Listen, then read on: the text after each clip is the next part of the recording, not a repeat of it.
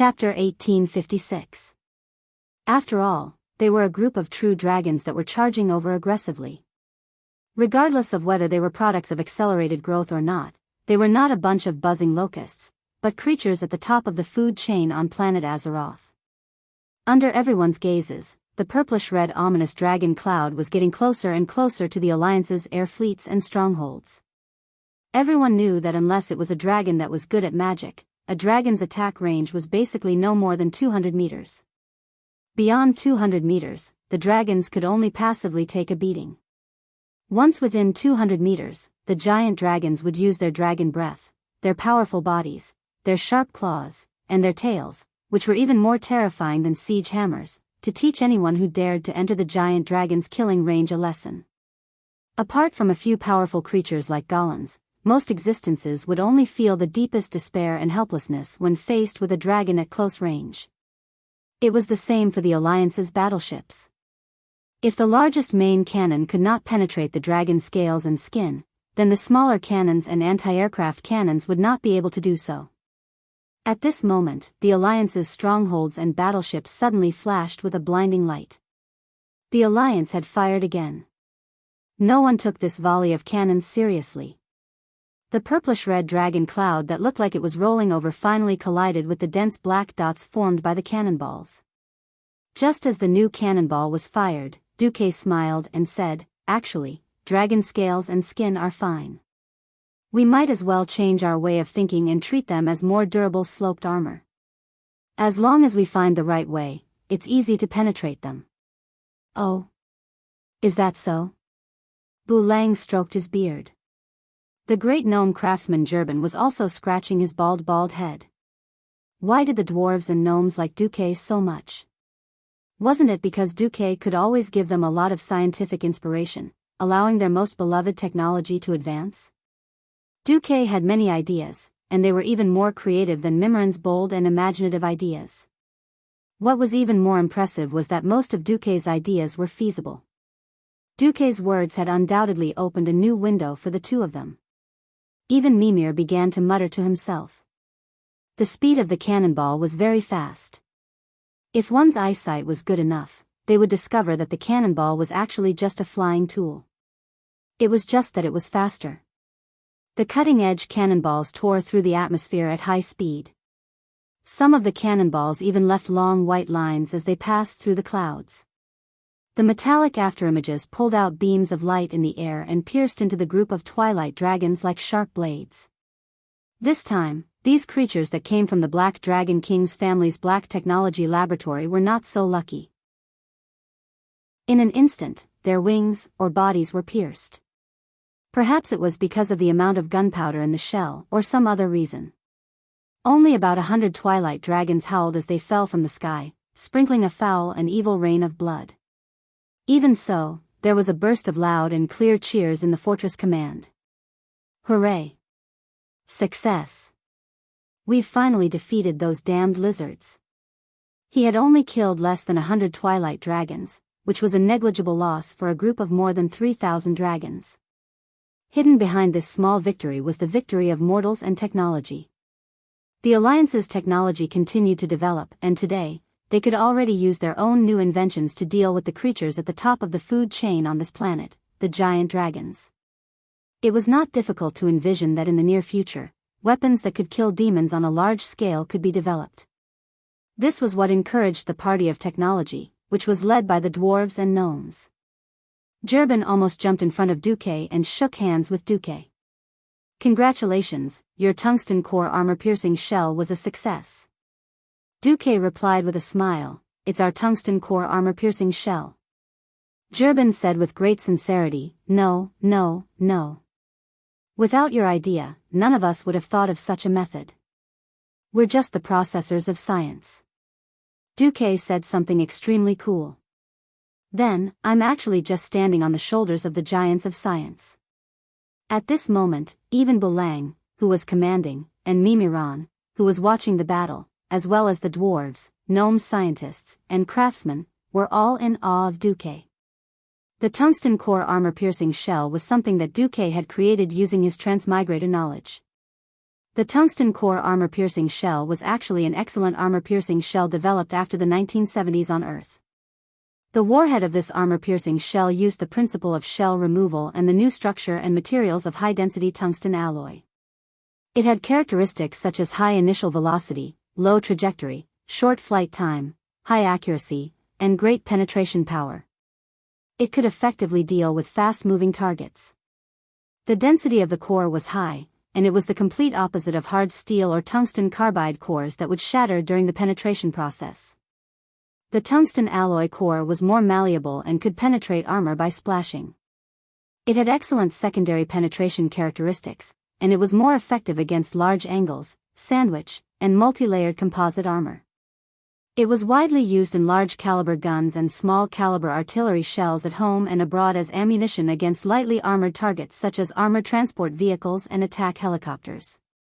It just so happened that Azeroth had discovered the tungsten, and Duque had conveniently used it. Originally, with the industrial foundation of the Alliance, it was not enough to produce such a beautiful tungsten core armor-piercing shell. With Mimiran's workshop, this problem was easily solved. However, to avoid provoking the Dragon Slumber Temple, Duque had deliberately ordered the armor-piercing shell to be filled with less gunpowder and not use additional fragmentation structures. However, Duque had ordered the engraving of some fire elemental runes. Otherwise, this round of bombardment alone would have been enough to teach those stupid Twilight Dragons a lesson. If they survived, they would have to remember to take a detour when they saw the Alliance's warships in the future. In fact, the Twilight Dragons that were hit this time, unless they were especially unfortunate and had been hit by dozens of cannons, they would not die. Most of the Twilight Dragons that were shot would be injured but not killed. It was not the kind of fatal injury, but the kind that just happened to penetrate the dragon's scales and skin, but could not penetrate the flesh. Stimulated by this round of bombardment, the Twilight Dragons immediately roared and accelerated towards the Alliance's fleet. On the other side, the Green Dragon army was also shocked. Seeing that although the Twilight Dragons had suffered losses, their losses were limited. They actually felt an inexplicable sense of peace. It turned out that mortals were not particularly powerful. In their hearts, the Green Dragons could not help but acknowledge the strength of the Alliance. Just as the Twilight Dragons flew to within a kilometer of Naxxramas and the flying fleet, the fortress and the large spaceships suddenly opened their hatches one by one, revealing the real killer move inside. The entire airspace suddenly flashed with an incomparably dazzling fire. Chapter 1857. In the flying magic city of Dalajan, there were thousands of magic cannons of various calibers and different elemental power outputs. In the mouth of the dragons, the magic cannons that these humans and elves were so proud of were called weak, because they were the most superficial use of the elements. In order to ensure the stability and operability of the cannons, the magic craftsmen had to repeatedly reduce the total output of the elements and reduce their fluctuations. And the high-level mysteries would undoubtedly crush the low-level mysteries. This kind of magic cannon with low elemental energy and elemental density was, of course, regarded as a toy by the dragons. Now, all history had been rewritten. After all, if there were genuine fire elemental creatures as cannons, who would need a special cannon to guide the fire elemental? That's right. Standing in front of the wide-open cabin doors were fat fire elemental beings that were docilely standing in a battle formation. These fire elemental creatures burn thousands or even tens of thousands of degrees all over their bodies. Their existence itself was a great pressure on the surrounding environment. For example, without those special frost protection circles, not to mention Naxxramas, it was estimated that the decks of those big ships would melt. With those circles, the fire elemental creatures inside would be extremely unhappy. In the past, these irascible guys would definitely give the mages who controlled them a headache. Now, under the supervision of the fire demon troops directly under the King of Flames, Duque, these simple-minded fire elemental creatures stood like obedient babies. After studying the attack range of the fire elemental creatures, Bulang, the master of artillery, endured until the last kilometer before opening the hatch. It was not until the last 500 meters that he gave the order to open fire. Thick flaming arms rose up, and the purest and most primitive fire elements shot out from their palms. In the void near each battleship with fire elemental creatures, more fire elements could be seen connecting here through the void channel. From a distance, each battleship looked like a Titan battleship wrapped in a huge flame rune network. Whoosh! Whoosh! Whoosh! Whoosh! There was no deafening roar of the cannons, but the fire elements that poured out in 3 or 4 breaths had a terrifying destructive power far beyond that of conventional artillery. From the 10 rows of hatches in the Naxxrama's stronghold, in addition to the full firepower of 300 battleships, these tens of thousands of fire elemental elites were enough to boil the entire airspace. You can't hit the Twilight Wyvern when it's in rapid evasion? Never mind. If he couldn't hit the front, he could still hit the back. Even if he missed, he could at least increase the density of fire elements in the air. What was an explosion? An explosion would release a large amount of energy in an extremely short period of time, producing a high temperature and releasing a large amount of gas. It causes a high-pressure chemical reaction or state change in the surrounding medium, and is extremely destructive at the same time. Generally speaking, this required a small space. Duque's fighting style was even more imposing. He commanded the fire elemental creatures to heat up the space that the Twilight Dragon was about to pass through. It was a vast space with a diameter of nearly 1 kilometer. There was no obstruction or separation, and a strong wind blew past. Normally, this would be impossible to achieve. But as the actual controller of the 3 great elemental realms of Azeroth, water, fire, and wind, turning the impossible into the possible was what Duque was doing. On an open-air platform to the west of Naxxrama's, 2 blonde and 1 silver-haired elven women stood there, letting the wind blow their long hair. If you carefully sensed it, you would know that the wind demigod, the 3 Windrunner sisters, led by Sylvanas, were controlling the flow of the air and the surrounding atmosphere. A huge wind elemental shield that the Twilight Wyvern couldn't see was preventing the fire elements from escaping. Then, everything fell into place. Heat up. Heat up. Heat up again. From an ordinary fireball of a few hundred degrees, the surrounding temperature suddenly rose to over 1,000 degrees. At first, the simple-minded Twilight Wyvern didn't react, only thinking that it was an illusion.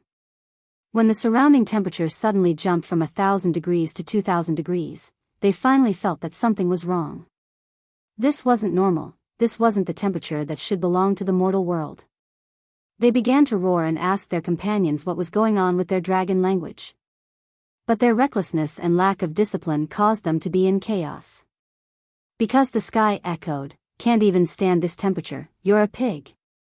Such mockery, and even the thick-skinned Twilight Wyvern took the initiative to eat a fireball or 2, declaring that their magic resistance was high enough. When they found that in just a few seconds, the temperature soared to 3,000 degrees, the Twilight Wyverns finally panicked.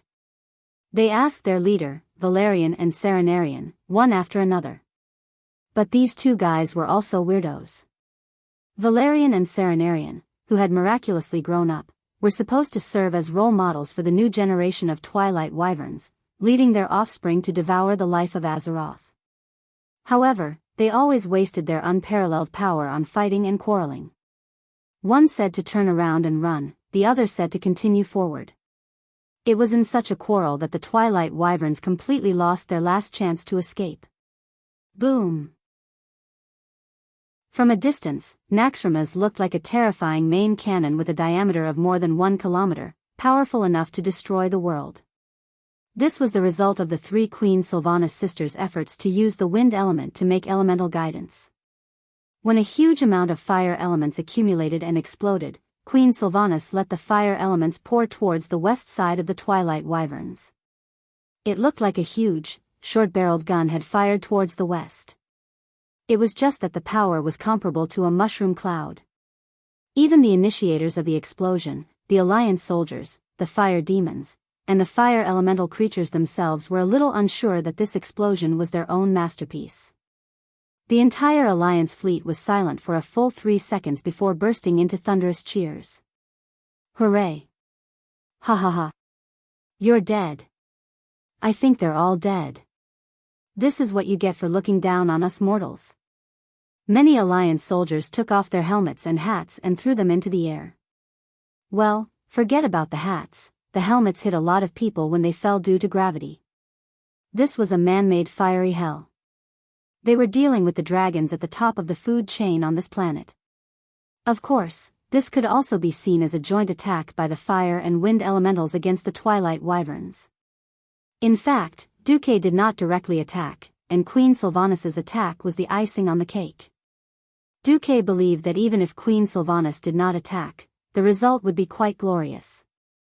Just to be on the safe side, they did not want the fire elements to flow back and blow back to Naxxramas and the flying battleship, so the three Windrunner sisters attacked. Chapter 1858. The result of the battle was glorious. This attack, which could be described as strangling or incinerating, lasted for a full 10 breaths in the air.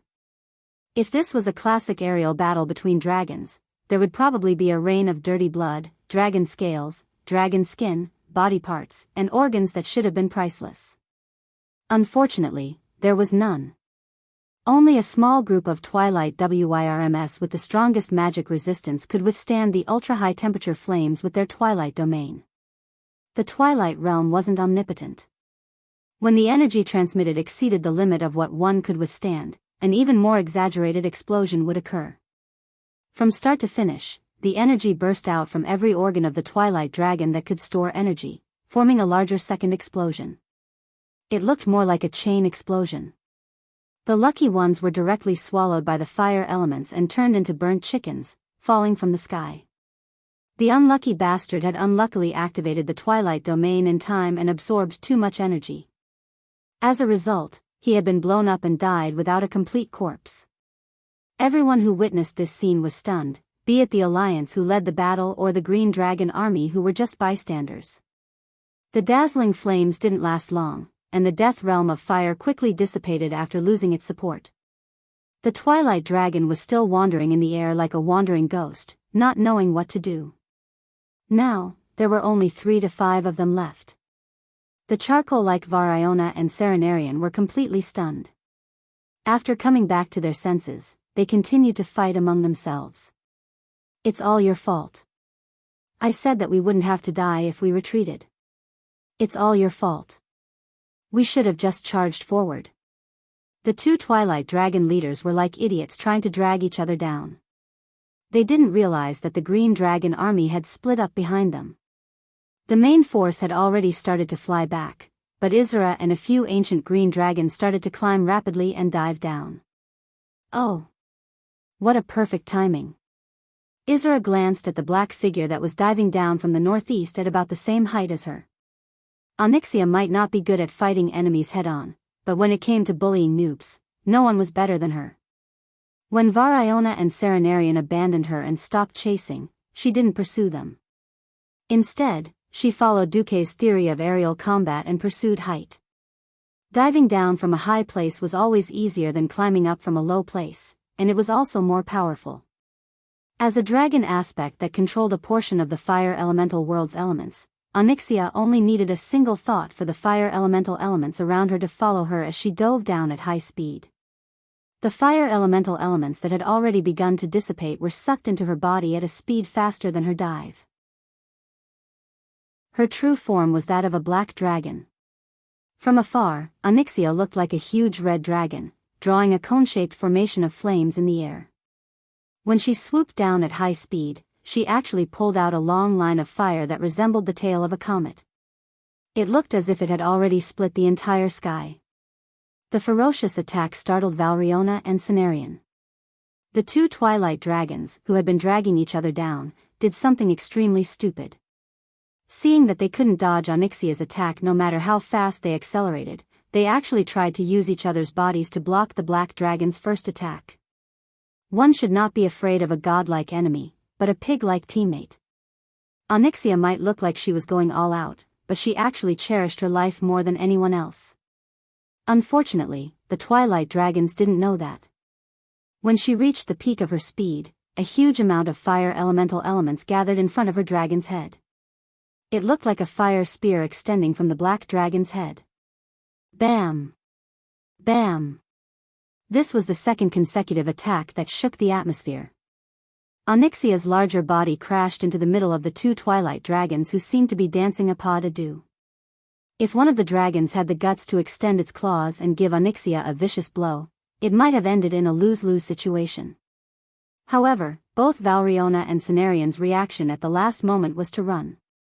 They only opened up half of their twilight domain to defend themselves, but they were also afraid that they would absorb too much fire elemental elements and blow themselves up. That was hilarious. If Onyxia had split the fire elemental elements she brought with her into two, either of them would have been able to handle it. But how could the black dragon, who was an expert at bullying noobs, give them the chance to do so? Hee hee. Don't even think about escaping. Onyxia, who had not used her full strength in the first place, did a rather damaging thing. She did split the power in her body into two, but all the fire elemental elements were aimed at Cenarian while she pounced at Valriona. According to Duke's secret instructions when he was training the dragon, plus her own observations, she was very sure that the two of them would never cover for each other. As expected. Cenarian's first reaction was to run when he saw the overwhelming amount of high-purity fire elemental elements coming at him. But Valriona's first reaction was to face it angrily. The energy theory of aerial combat was fully validated at this moment. Onyxia, who was faster, flew in a small arc and easily dodged Variona's clumsy bite, as well as her follow-up claw attack. Then, the black dragon used the inertia from the high-speed dive to make an emergency hover with her wings and swung her thick and long tail in a perfect semicircle, hitting Valriona's right arm hard. It was better to break one than to injure 10 fingers. She learned how Duque treated her in the past and used it to deal with her enemies. The force of a dragon aspect's attack, coupled with the huge inertia from the acceleration of gravity, was more than 100 tons. It was a blow that could even shatter a mountain. Valriona let out the most miserable scream since the start of the battle. Not only her right arm, but half of her body, including her right arm and chest, was blasted into pieces. The sharp spikes on the black dragon's meteor hammer-like tail even tore a few pieces of Valriona's lung tissue out. She tried to retaliate in pain and anger, but the black dragon dodged her attack. This time, Onyxia was very patient. Her larger dragon body circled Valriona in the air and attacked more agilely. Almost every time, she would grab the collapsed right side of Valriona's body to attack, constantly increasing the damage. Victory was only a matter of time. Cenarian, on the other hand, had to expand his twilight domain to the maximum after taking all the fire elemental attacks from Onyxia. He would either overexert himself or be seriously injured by the second flame bombardment. He obviously chose the former. Chapter 1859.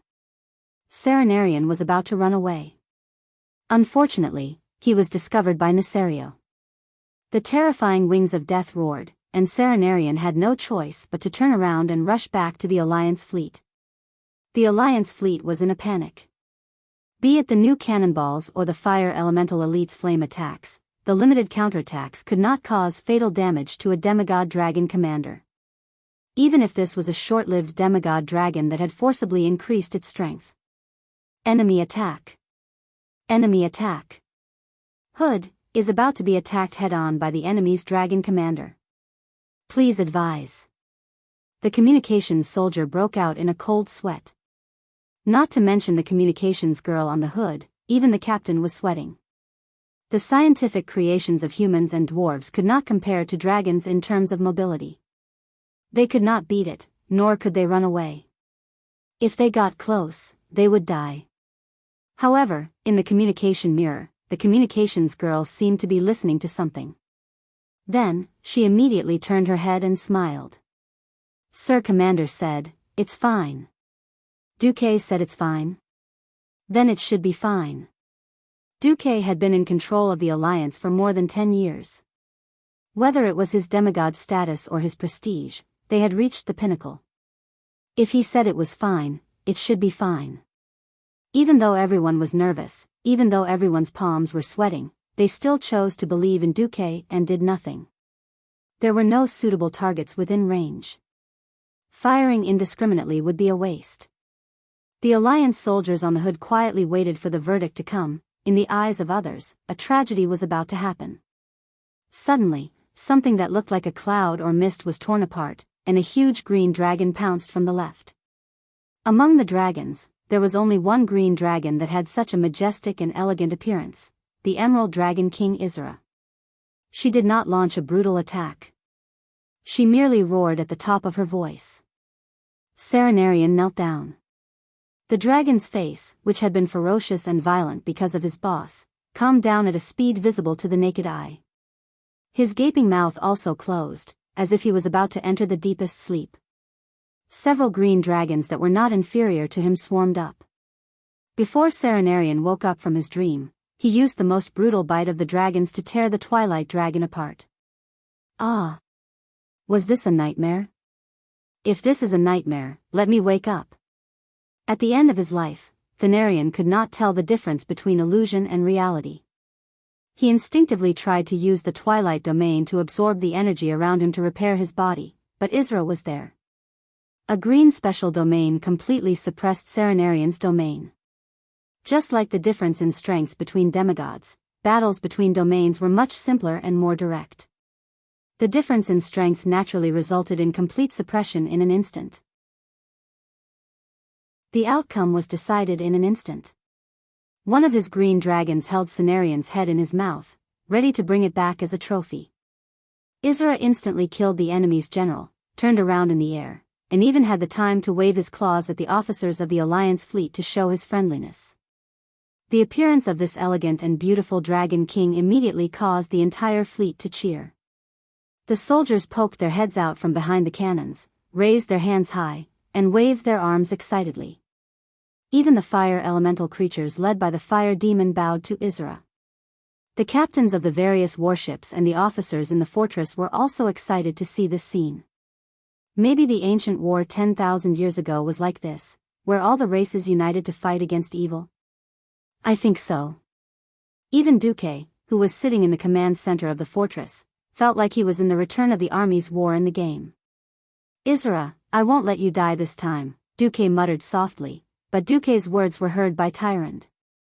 The beautiful high priestess immediately fell into deep thought. As Isra flew at high speed with the last few ancient green dragons and returned to the main battlefield, the battle on Onyxia's side was also over. The Black Dragon Princess took a deep breath and blinded Variona's vision. All the feints were to cover up the sweeping tail of the scorpion-like dragon. This time, Variona, who couldn't dodge in time, was hit in the head. Her entire left skull and left eye collapsed, and her left shoulder was also injured. Normal giant dragons would have died from such injuries, but Variona fully activated the Twilight Domain and even absorbed the frost elements in the air to heal herself. Onyxia followed up with another attack, and the Twilight Dragon finally fell from the sky. Variona fell like a cannonball into the middle of the iceberg on the west side of Dragon's Pine River. The cracked ice spread in all directions, and immediately caused an avalanche. This wasn't the most terrifying thing. The most terrifying thing was that a terrifying wave suddenly surged out of Dragon's Pine River. This sudden wave instantly engulfed the heavily injured Variona. She still wanted to struggle, but a huge anchor was thrown out from the wave and strangely hooked onto her neck. In the next second, an irresistible force came from the rising wave. She screamed as she saw several gigantic aquatic monsters that seemed to be grinning sinisterly in the middle of the huge waves. Hee hee. Hee hee hee hee. That's right, after dealing with Ratio, Tidewalker Marogri and the others had their eyes on a new prey. Having just obtained new power, they couldn't wait to show their value to their master. The fate of Majordomo Executus had already told them that although Duque needed a Majordomo to take care of his vast territory, he also needed powerful beings who could help him charge and break through enemy lines. At first, these powerful aquatic beings didn't want their queen to rely on Duque.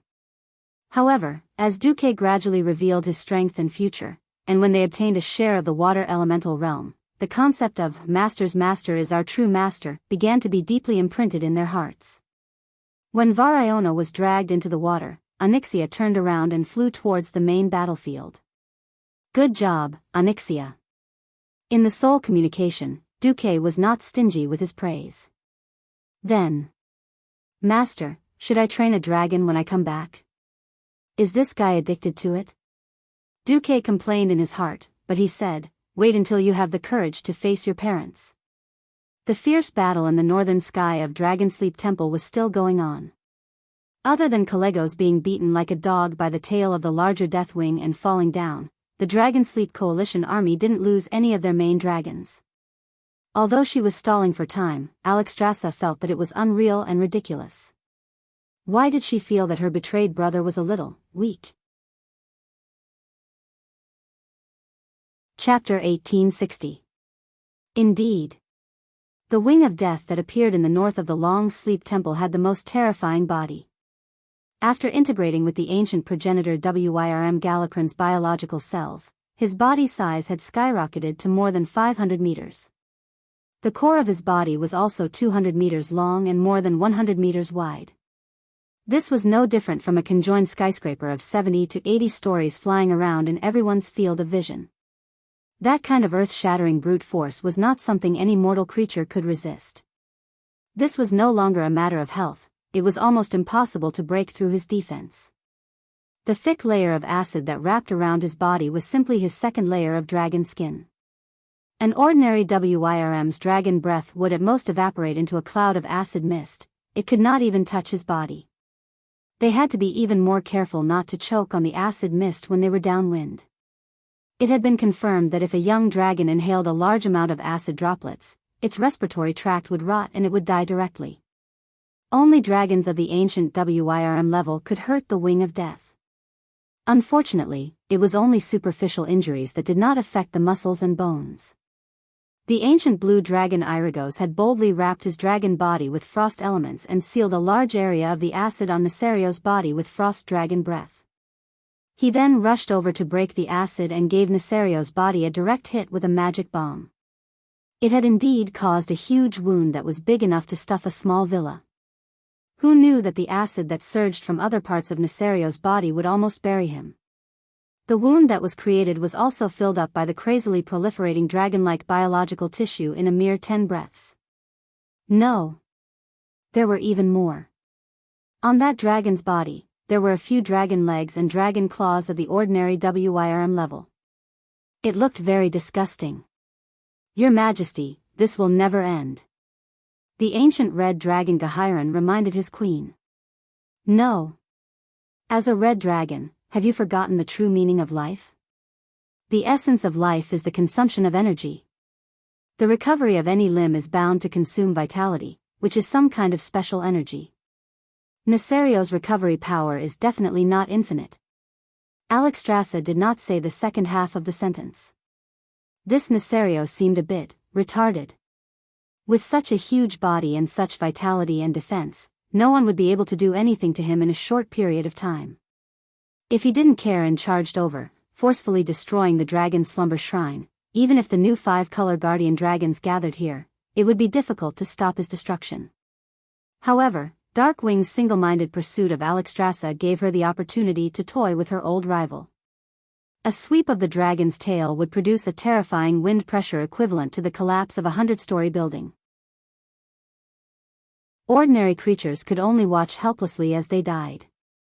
As a dragon aspect that had been dedicated to protecting the planet for the past 25,000 years and had rich combat experience, Alexstrasza's speed might not be as fast as lightning, but it was still rather fast.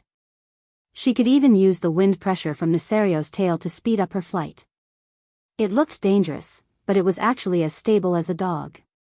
Basically, she led the ancient Wyrms of the red, blue, and bronze Wyrms to fight Neltharion, while the rest of the Wyrms could only watch from the sidelines. After receiving the news that Crassus's ruby jade sanctum had been attacked, she still had the spare time to send a few ancient Wyrms back with a small number of Wyrms to hold the fort when the Twilight Dragons were pulled away. The real battle was between the Bronze Dragon King Nozdormu and the Undead Dragon Queen Sinestra. The living Sinestra couldn't be compared to a real Dragon King. At best, she was just a strong female dragon, strong enough to withstand Nesario's love without dying. Nesario was very wild when he was having sex. The 3 deep scars on Sinestra's dragon chest that looked like ravines were the scars left behind by her temporary partner back then. Neltharion almost killed her, and also caused the deaths of 2 dragons. Later, she turned into a dragon scientist and wanted to develop a new breed of WYRMS to kill Nesario. Unfortunately, after being killed by the Twilight Dragon, she was rescued by Nesario and listened to him again. Perhaps this was the unique sadomasochism of the Black WYRMS. According to history, Sinestra would be quite weak at the start of the battle because she had played the Superman game with Darkwing and nursed the Twilight WYRM whelps. Without half a life, her attack power would be greatly reduced. There was no such problem in this life. It would be more accurate to say that Neltharion was now more like an oversized battery for Sinestra to squander. Onyxia had the famous, deep breath, and her powerful dragon breath naturally came from her mother. Sinestra's, flame breath, was a full-screen attack in the eyes of mortals. Other dragon breaths were cone-shaped, but hers was a torrent of flames. The raging sea of fire, even in the air, was like a terrifying moving wall of fire with the WYRMS as the standard. The ancient WYRMS would howl if they were hit. What was really amazing was her twilight attack skills. A normal WYRM wouldn't be able to play so many tricks, but the twilight energy, which was based on shadow energy, allowed Sinestra to play with all sorts of tricks. Flame breath forcefully baked the sand on Nosdormu's body, making it even more dry and vulnerable to cracking.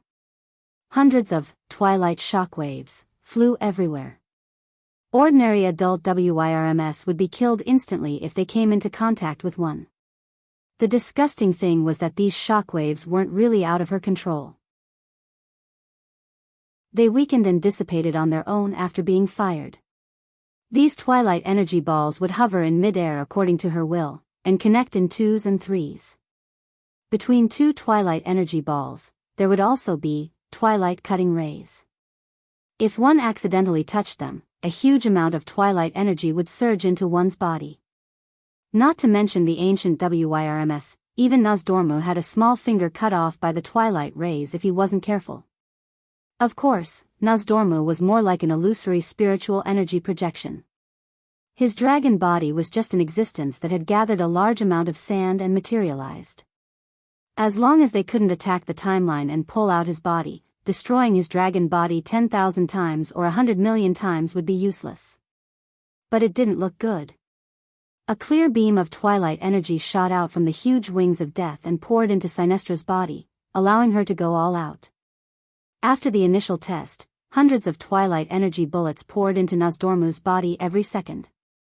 As a dimensional dragon king that could interfere with time and history, Nosdormu's body was also a fortress.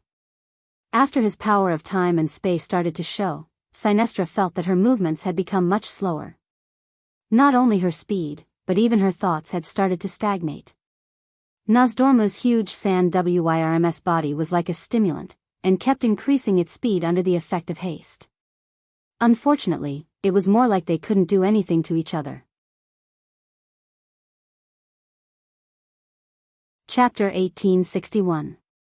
At this moment, as if he had finally woken up, Nesario's entire body shuddered as if he had just peed himself. He suddenly roared. "It's time to destroy Dragon Slumber Temple."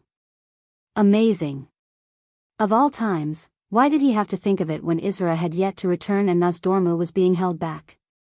If it was the sinister and cunning Black Dragon King of the past, Alexstrasza would definitely not have taken it so lightly.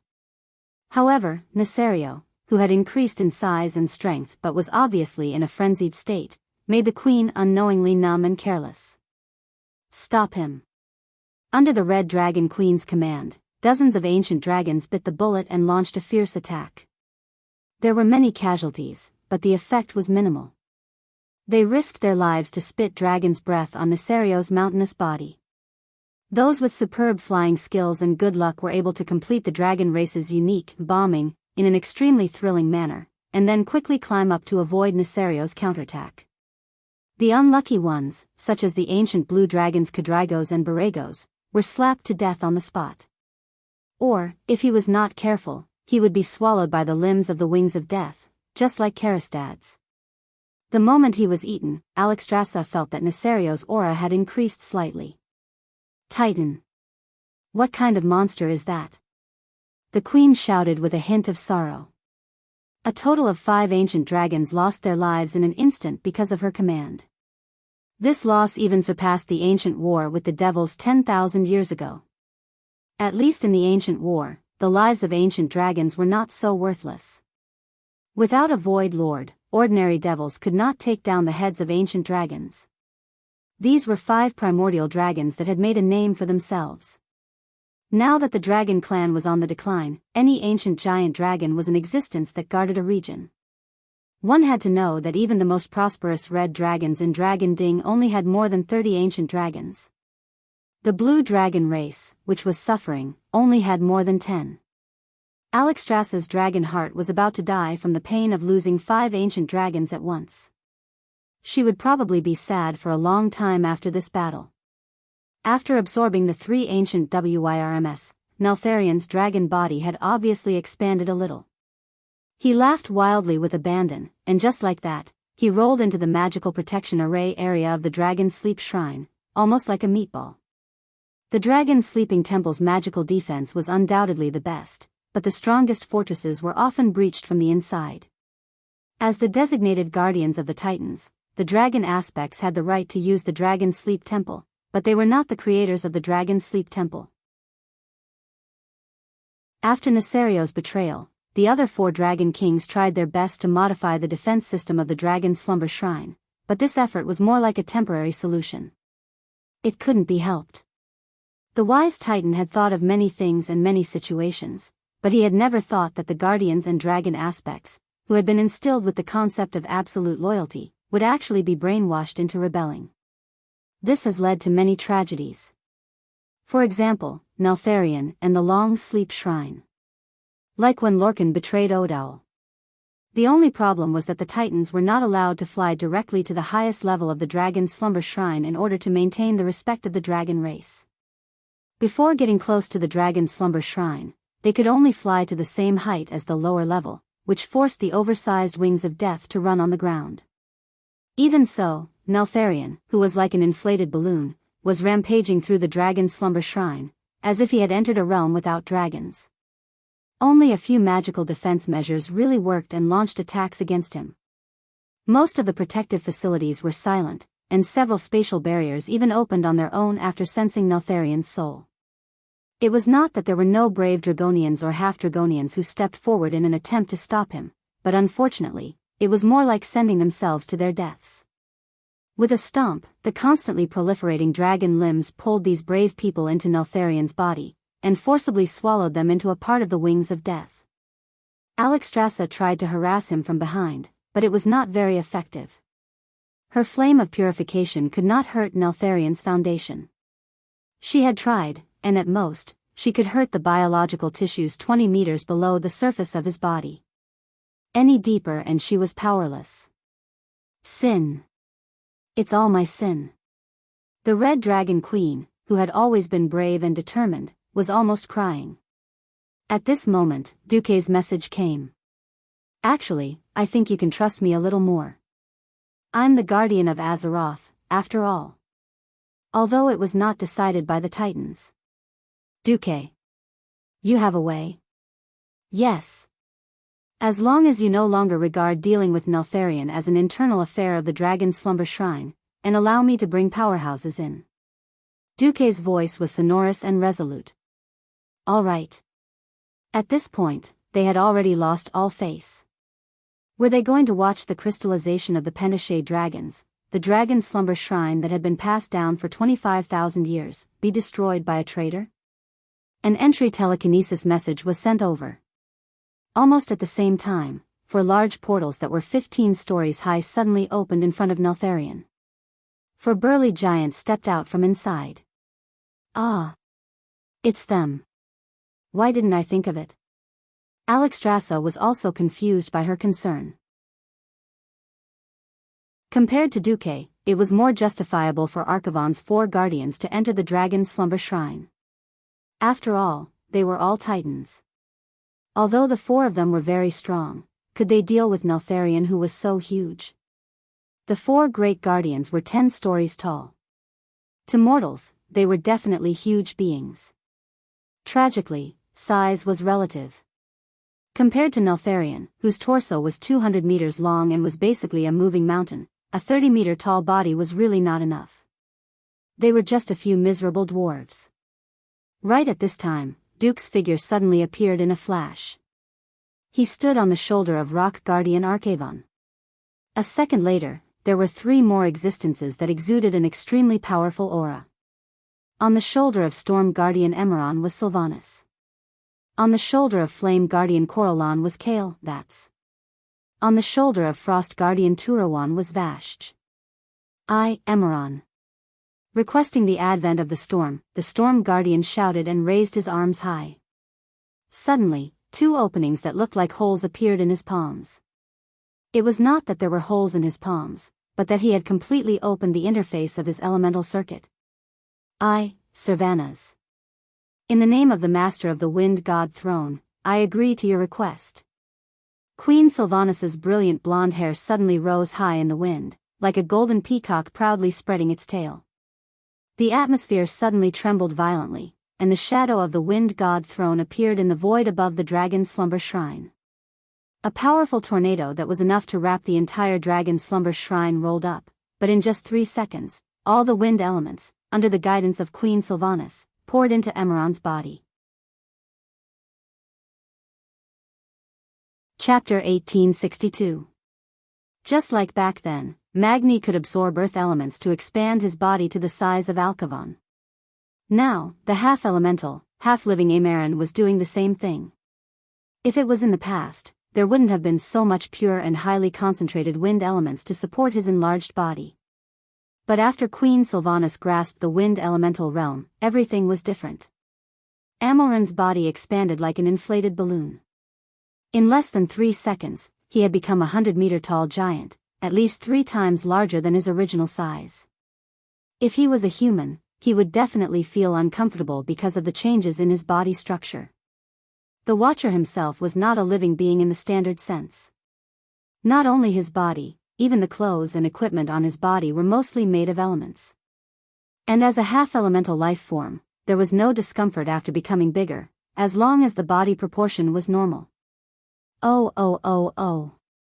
Emeron let out a wild and heroic roar. Not only him, but the 2 Watchers, Coralon and Turawan, were also enjoying the same treatment. The massive injection of fire and frost elements made them also become giants of Emeron's level. A moment ago, in front of Nesario, who had become incomparably huge after absorbing Galakron's remains, the 3 giants were just dwarfs. 10 seconds later, they had become behemoths strong enough to threaten Nesario. Even though the main trunk of the wings was more than 200 meters long, the dragon race had long tails and necks. Even if the necks were shorter because of Galakron's genes, the main trunk of the wings was still more than 120 meters long. Both sides had become terrifying existences of the same weight class. The elemental masters who were originally standing on the 3 quickly left because they were not the main characters next. Come on. The 3 giants let out a provocative roar in unison. Roar, the wings roared in response. It swatted at Emeron's head, but the Storm Watcher showed agility that was not commensurate with his size. He actually did a front somersault, dodged the attack, and stepped on Nesario's left wing. The slightly slow Turawan was caught by the right claw of the wings, and the biological corrosion that the 4-color dragons feared hit a wall on Turawan's body. Those dragon limbs that had grown out were immediately frozen when they touched Turawan's body. The freezing air at absolute zero instantly stopped the reproduction of their cells. The most important component of a cell was water. When water turned into ice and its volume increased, it would break the cell wall and membrane, causing the cell to die. The others only saw that the growing limbs on Darkwing's body seemed to have met their nemesis. They actually struggled to retreat, as if they didn't want the plague to spread to their bodies. It was a bit too late. Large amounts of limbs were completely frozen and then disintegrated into beautiful ice crystal fragments. The real main attacker was the Flame Warden, Kalaran. He took huge steps that shook the world and rushed to the side of Wings, giving Wings a hard shoulder bump. Bang! Roar! Not only did Coralon knock the black dragon over, but the raging fire elements on its body also evaporated a large amount of acid on the dragon's body. Deathwing let out a thunderous cry of pain. This was the first time he had been knocked over since the start of the battle. He lay on his side on the ground with his 4 limbs in the air. As a former dragon aspect of the combat faction, Wing was not that easy to kill. When the other 2 wardens wanted to go up and take advantage of the situation, he raised his limbs and kicked them away. Archavon, the only warden who did not go up, looked a little lonely. It couldn't be helped. His 3 good brothers had a place to play, and he could only stay here and watch the show. Duque joked, "Sorry. I haven't controlled the Deep Rock continent yet." Archavon perked up. "It's okay. I believe it's only a matter of time." At this time, Alexstrasza landed next to Archavon. "Duque. This is indeed a good idea, but I don't think the 3 of them can take down the traitor, Nesario." The queen gritted her teeth a little. Deathwing was too tanky. As long as his body's ability to reproduce was greater than the damage he suffered, he would truly be immortal. There were only 2 solutions: either interrupt his growth, or inflict damage that exceeded his recovery ability. The queen focused all her attention on Duque. In terms of attack power, perhaps even Moon Goddess Alun's Starfall could not compare to Duque, who controlled the 2 elemental realms of water and fire. Duque shook his head. "It's not the time yet." Alexstrasza thought that Duque wanted to accumulate power for the final blow, so she did not pay much attention. This was not what Duque was really concerned about. Beep beep beep. On Duque's retina, the system scanned a lot of data. There was too much abnormal data. He had basically confirmed a fact that overlapped with history. Duque did not do anything. He just snapped his fingers. Snap. A crisp sound rang out. In response to the sound, several wardens stepped out of the huge teleportation doors that had been opened. Traitor. Dai, Torim, who had the most burly body, was the first to swing his hammer. A thick thunderbolt that seemed to be able to split the entire dragon slumber temple in half suddenly flashed out of the void. It was filled with the most violent power of thunder in the world. The purple thunderbolt landed directly on Deathwing's head. Ah! On the huge dragon's head, all the multiplying dragon-like limbs turned into charcoal and instantly exploded. The heavy bombardment forced Deathwing to lower his proud head. It looked like he had placed his neck on the execution platform. "Tie up that traitor." Life Guardian Freya raised her arms high. Several green vines with a diameter of more than 10 meters broke out of the frozen ground in front of the dragon's slumber temple and tightly wrapped around the struggling dragon's neck. The 3rd warden, Hodier, appeared. He raised his hands high, and a frost axe that was far larger than his body size took shape in his hands. The ratio between his body and the frost axe was quite exaggerated. It looked like a mouse lifting an elephant. With a thunderous roar, the huge single-edged ice axe had a real master. Frost Guardian Turawan took the terrifying ice axe that Hodier had created. It seemed to be able to split the sky and earth. The axe that symbolized judgment finally fell. Sizzle, it was a strange sound that did not match the scene. The scene seemed to be frozen. Then, like a comic strip, everyone saw that after Nesario's huge snake neck was cut off, he began to roll and twitch in pain on the ground like an earthworm that had been roasted by fire. His dragon head even bit the dragon skeletons that were scattered on the ice field. The sound of bones breaking made one's scalp tingle. Chapter 1863. What the hell? A dragon that had its neck cut off could still struggle like a snake and bite everywhere? The only fortunate thing was that Nesario's mountain-like body had stopped. The strange thing was that there was a large layer of acid that wrapped around his horrifying body that was constantly proliferating. Now, it seemed to have lost control of its brain, and its entire body began to expand. Where there was only one dragon claw a moment ago, there might be a few more legs in the next second. Purify these damn things. The Red Dragon Queen gave the order, and the Sleeping Dragon Coalition army immediately flew over. The dragons spat out a surprise attack with all their might, using their pure elements to destroy these constantly proliferating things. Fortunately, the flame of purification was still relatively effective against these biological tissues that had lost their foundation and no longer had the assistance of twilight energy to help them proliferate. Amidst the howls that sounded like countless murdered dragons, the proliferation finally began to slow down. One could see that the swollen skeletal body had finally become a little shriveled. This was the work of the underlings. Several guards and guardians were still busy dealing with the dying dragon of death, Nesario, who was still able to move even though he only had his neck and head left. Here. Hodier materialized another spear made of ice. This 100-meter-long ice spear was more than 3 times Hodier's height, and it was just right for the enlarged Turawan to use. Amalran cooperated with Coralran to use a flaming storm to interfere with Nesario's line of sight, giving Turawan a chance to launch a sneak attack. The huge Frost Guardian leaped high, pointed its spear downwards, and pierced Nesario's neck a few meters below the dragon's head. It penetrated the dragon's neck, and then pierced deep into the ice field. It was nailed. Nesario still wanted to make a countercharge. Coralran and Amalran did not give him a chance. The two giants took heavy and rapid steps as if they were wrestling, firmly suppressing Deathwing's attempt to open its mouth. Without its limbs, Deathwing was like a snake. If even its weak spot was hit, and even its mouth was sealed, then its defeat was sealed. No, it should be said that it was destined when its neck was chopped off. Ha! Sir Turim first used Thor's axe-hammer to hit Deathwing's head with the momentum of whack-a-mole. Immediately after, Alexstrasza and Isra, who had rushed back, unleashed the twin dragons emerge from the sea. They pounced on Neltharion and directly blew up his head. Bang! It was a huge explosion. First, Nesario's head felt strangely liquefied. Then, the protruding dragon limbs rapidly petrified in less than half a second. They turned from black to a withered grayish-white, and finally, like plaster that had been crushed, they turned into fine, hard lumps and powder. This kind of killing made every Titan powerhouse who had participated in this battle feel a little surreal. Have we killed Nesario?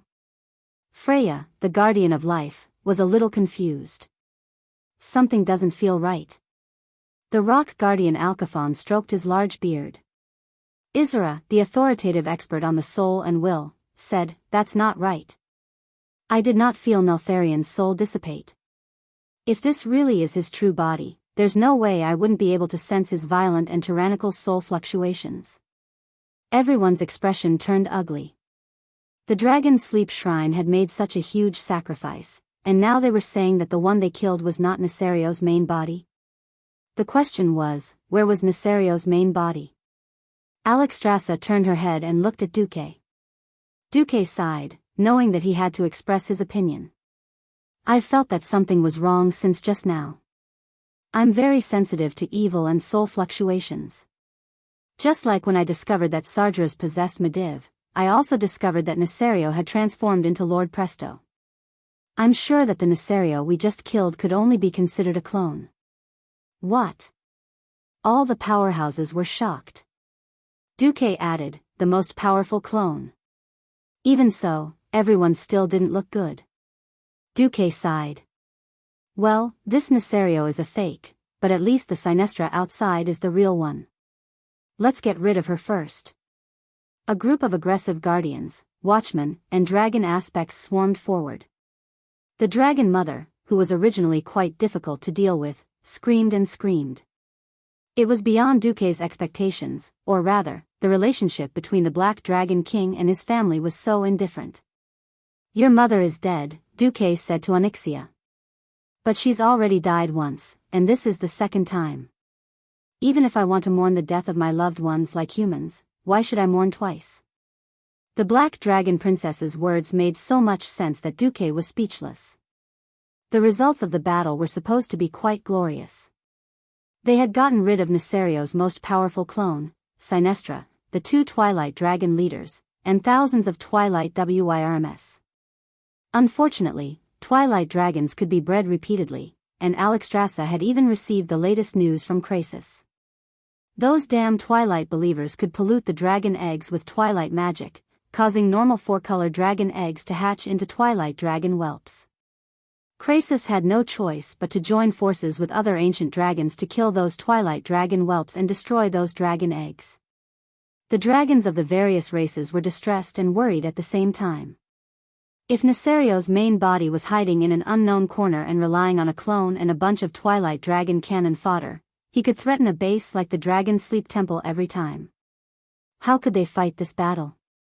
Isra approached Duque at this time. She had transformed into an elf. Duque blinked.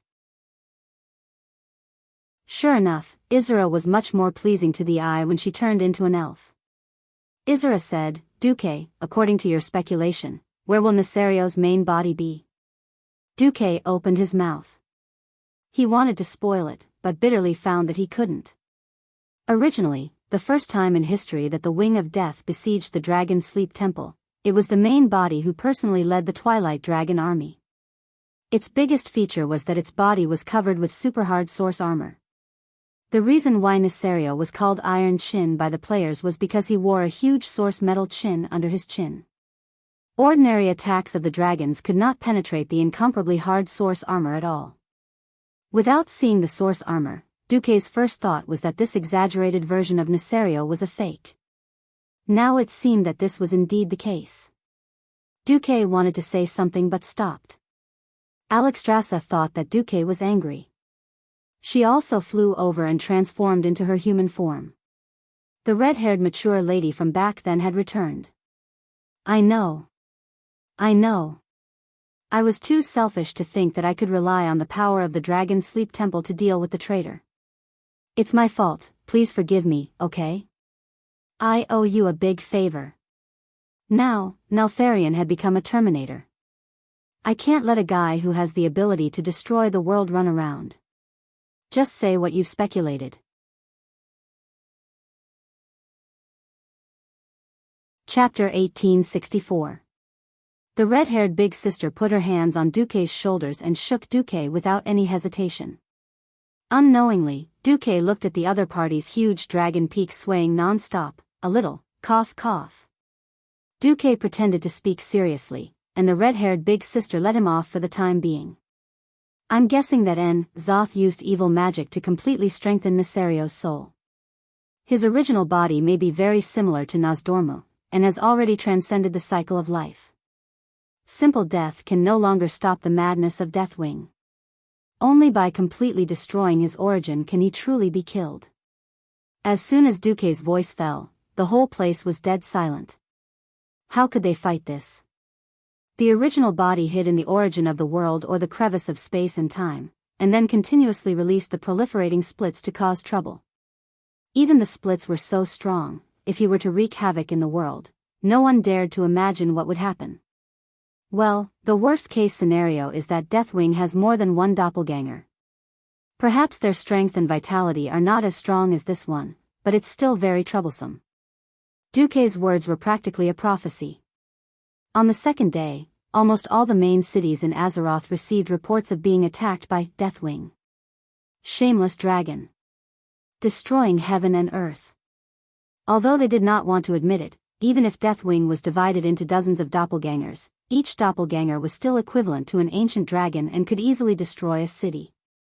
Eastern Kingdom continent, from the northernmost Silvermoon City all the way to the south, including the main cities of Lordaeron, Gilneas, South Sea City, Rapids Fort, Iron Furnace Fort, Stormwind City, New Kurtira City, and other cities, almost every city with a population of more than 10,000 had a Deathwing doppelganger.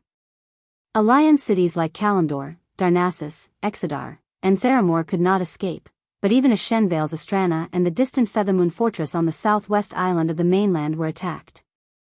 Alliance cities were certainly Nesario's main targets, but the tribes and the various races that had left the tribes could not escape either. Winterspring's New Undercity, the Goblins' Rusty Water City, the Tauren's Thunder Cliff, the Trolls' Echo Archipelago's Dark Spear Island, the Orcs' Orgrimmar, and other main cities, plus the Crossroads, as well as the Orcs' Warsong labor camp that broke into Ashenvale to prepare to cut down trees.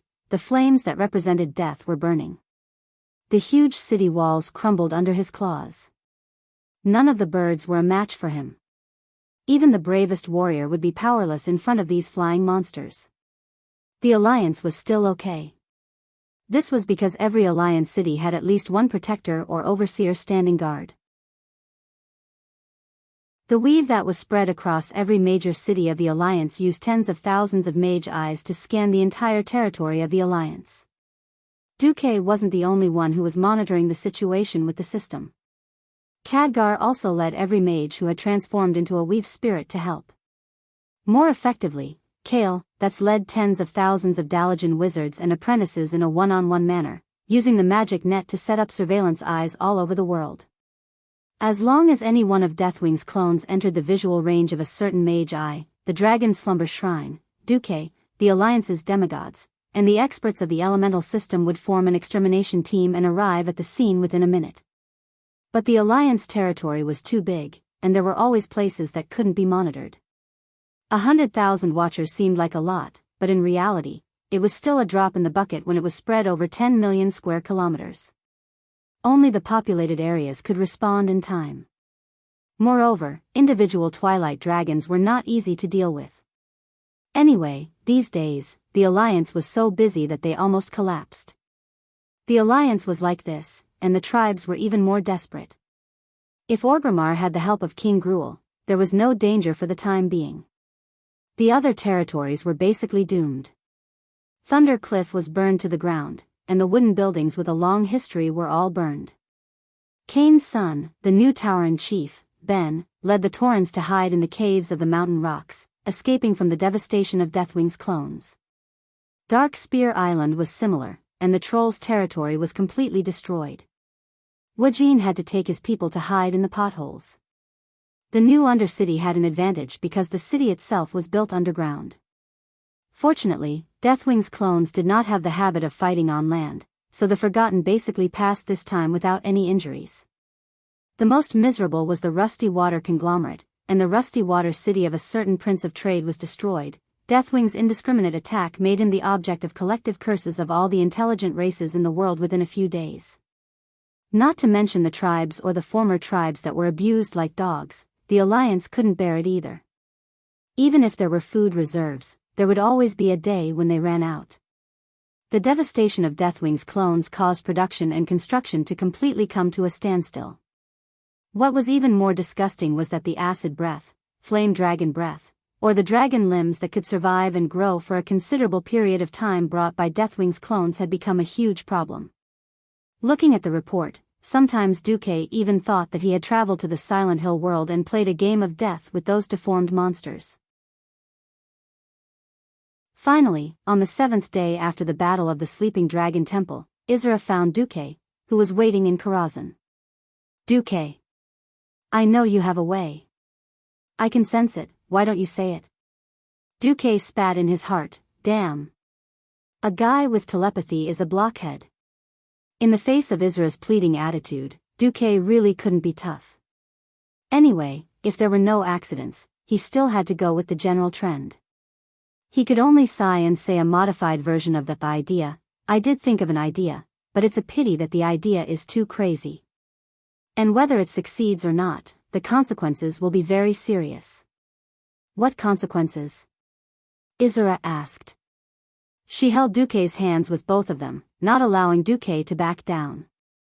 Duque said word by word, the worst consequence is that all the existing dragon aspects lose the power given by the Titans and completely become mortal dragons. Isra was very smart, and she guessed immediately. Are you talking about the soul of the dragon? Yes. But the thing that degenerated into the soul of the demon, hasn't it already been destroyed by us? After Duque rescued Alexstrasza from the grim battle fortress, in order to avoid trouble, the queen found a way to let Duque destroy the parts of the other 4 dragons, leaving only the black dragon part to cause trouble for Duque. Because of this, Duque was able to tame Onyxia. Duque reminded Isra. I'm talking about the soul of the dragon, from the ancient war 10,000 years ago. Isra immediately gasped. She knew what Duque was talking about. If Nozdorma used his full strength, he could indeed send all the dragon aspects back to 10,000 years ago. But a new problem arose, no. Onyxia's power isn't enough to activate the soul of the dragon. She's lacking a little. Chapter 1865. Onyxia was known as a dragon aspect, and her foundation was also the power of the earth. Everyone knew that she was just there to make up the numbers. If this world could give a dragon a good or evil rating, she would probably have a -100 rating. Of course, it could have been -1000. After being trained by Duque for so long, her evil rating must have decreased a lot. She wouldn't do anything that he didn't want her to do, and she wouldn't do anything rash. She was like a well-behaved child. However, everyone knew that underneath the rules, there was perhaps evil hidden in the deepest part of one's heart. Or perhaps she had really changed after taming so many dragons. No matter what, she had nothing to do with kindness. At most, she was a neutral person. If Duke did not give her a kick or an order, she would never take the initiative to do any good deeds, not to mention protecting the world as her own responsibility. The reason why the dragon aspects had the word protect was because they really respected this responsibility and were willing to treat it as their duty. Also, because of the harmony between the soul and the responsibility, they could draw power that surpassed the mortal world from the mysterious rules left behind by the Titans. In terms of fighting ability, she was definitely 100 times better than that useless dragon King Calegos. That guy's combat ability was probably one of the lowest among the ancient dragons. When it came to activating the dragon's soul, it was the other way around. Because she had no sense of responsibility and self-awareness, and didn't even have an ancient black dragon younger brother or sister, Onyxia really couldn't activate the dragon's soul. If she was missing one of these four, it would be very dangerous. Izura's words made Duque narrow his eyes. Is she lacking a little, or not at all? Izura also sighed. Sigh, she's very talented. If she puts her heart and soul into it, there's a chance she can reach 85% of the level of us 3 first-generation dragon aspects. But the problem of willpower. We've already done tests. Calegos can reach 90% of the 3 of us if he puts his heart and soul into it, but Onyxia can only reach 50% at most. That wasn't even enough to pass. Duque knew that Izura had already given him face. In actual combat, everything had to be discounted. Usually 60%, but in actual combat, there might only be 40% or 50% left. How much water a bucket can hold will always depend on the shortest board. If he really hoped that Onyxia could perform steadily, then he would be screwed. What's more, she was not a fool who would dare to kill her father.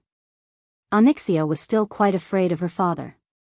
The resistance in Stormwind City had certainly strengthened her confidence, but how much confidence did she have? If she really wanted to attack Nesario, something might go wrong.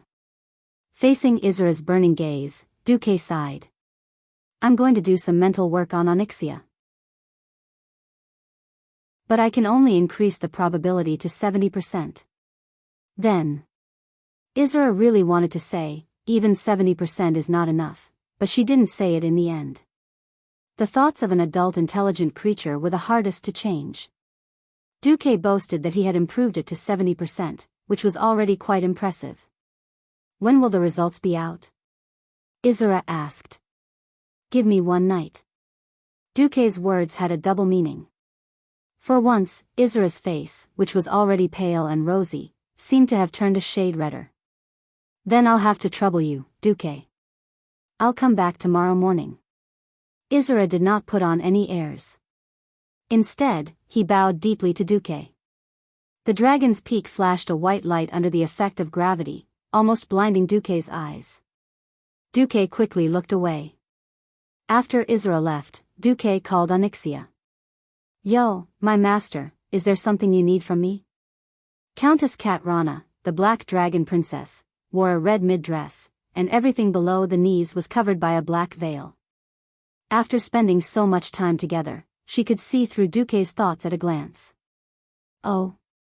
Are you going to tame a dragon? Duque's gaze was in order, and the human-shaped dragon just lay down meekly. When the dragon taming whip entered the dragon's cave as usual, the black dragon let out a long dragon roar. The dragon taming whip easily crushed the dragon's pride. Unknowingly, Onyxia had become addicted to the dragon taming ceremony. In the ceremony, she could completely let go of her schemes and distracting thoughts, and enjoy the strange feeling of being conquered to her heart's content. After a long while, the ceremony ended, although the dragon taming whip was still deeply embedded. Onyxia, tell me, what do you think of the world of Azeroth? Onyxia was a little confused, but she still answered, I don't really care. I'll just follow you from now on. Duque's heart lit up.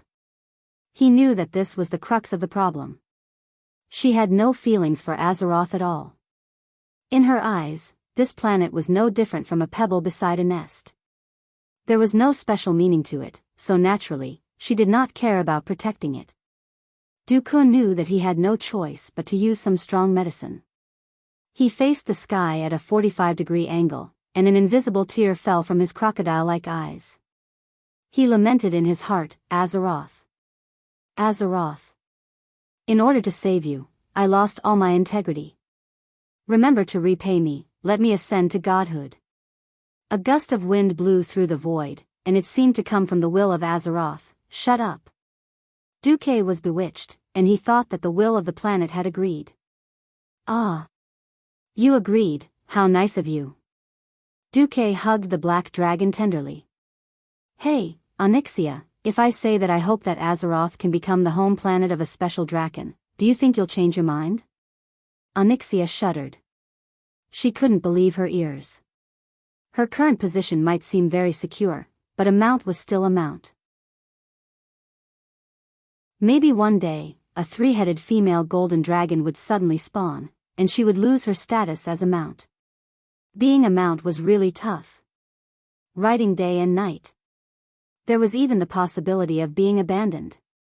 Duque's words had undoubtedly raised her to a higher level. She also knew that her position in Duque's heart was definitely not as high as the first 7.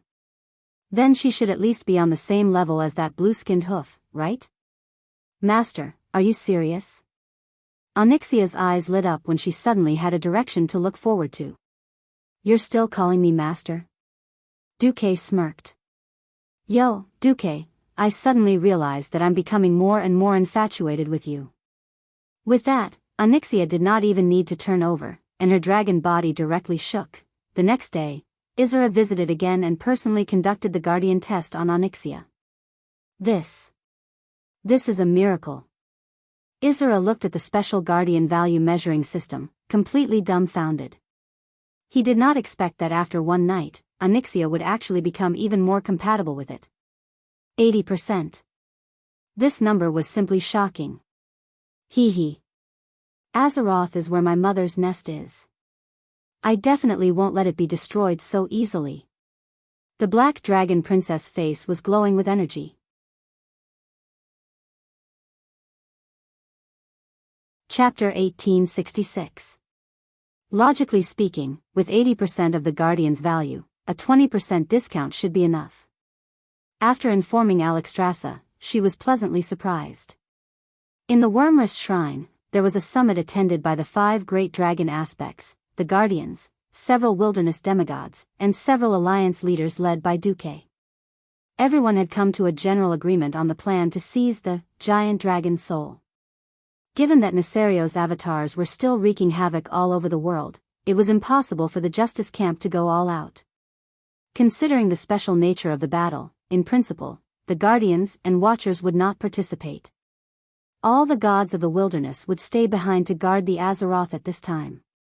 Because the water and fire elemental realms from 10,000 years ago were still in the hands of Neptulin and Ragnaros, Kale, That's and Vash's abilities were limited. The two of them and their subordinates also stayed behind. Moreover, Kale, That's had already started to break through to the demigod realm, so it was even more impossible for him to leave. In the end, it was decided that the 5 dragon aspects and the 2 demigods, Duque and Sylvanas, would form an allied force to travel through time and space to attack Neltharion's main body. However, at the end of the meeting, Duque mentioned, I want to buy insurance for the Earth Guardian. Oh. Alexstrasza perked up. They had run through this plan countless times. The 3 veteran dragon aspects would definitely be fine. something would happen to either Calegos or Onyxia. There was actually a substitute for Calegos, or even a superior substitute. He was naturally Duque. Duque, who was also proficient in arcane magic and was even more proficient in Titan runes than Calegos was. He had grasped the highest secrets of magic on this planet, so he could easily get rid of Calegos and work alone. Just because the giant dragon soul seemed to be more stable if it was played by the dragons. But everyone was worried about Onyxia. Even if her will to protect suddenly increased by 30%. I don't think the Alliance has any Earth-type experts, right? Didn't Magmi Bronzebeard's soul not return yet? Nozdormu asked. Duque smiled mysteriously. It's not that easy to become a demigod of the Earth element. The thick and solid Earth needed a calm heart and a long time to resonate with it. Magni would definitely not make it in time. I mean the other person. Duque's words surprised not only the dragons, but also the leaders of the Alliance. Who was Duque referring to? Duque did not reveal the mystery. Instead, he revealed a mysterious smile. If I'm not wrong, as long as he and Onyxia stand in front of the dragon soul, the success rate of the Earth element will be 100%. Duque's words made everyone's curiosity explode. At this moment, there were traces of destruction everywhere on the land of the Echo Islands. A beastman stepped onto this piece of land that had been scorched by the flames of destruction. At his feet were completely charred wood and a black troll corpse. The regenerative abilities that the trolls were so proud of were laughable in the face of this absolute destructive power. Suddenly, a troll silently appeared behind the tall and sturdy beastman. You're too late. The giant troll seemed to have a hunchback. His body was bent into a capital C. It was not known if his body was naturally like this, or if his shoulders were crushed by the heavy burden of his compatriots. The beastman suddenly turned back. He clenched his fists. His sharp nails dug into his palms, causing blood to come out. No. It's not too late. The giant troll shook his head. His wise eyes showed pain, sorrow, and extreme anger. No. It's too late. If you return to the tribe. Enough. Thrall. It's too late. The one sitting in the position of the great chief is that crazy man with a bad brain. You're the one who brought him up. Now he's treating all non-orc races as cannon fodder. First Kane. If I don't leave, the next one will be me and the Darkspear troll. Wajin waved his arms in agitation. What else can you do? The great chief of the former tribe, Sal. Wajin was furious.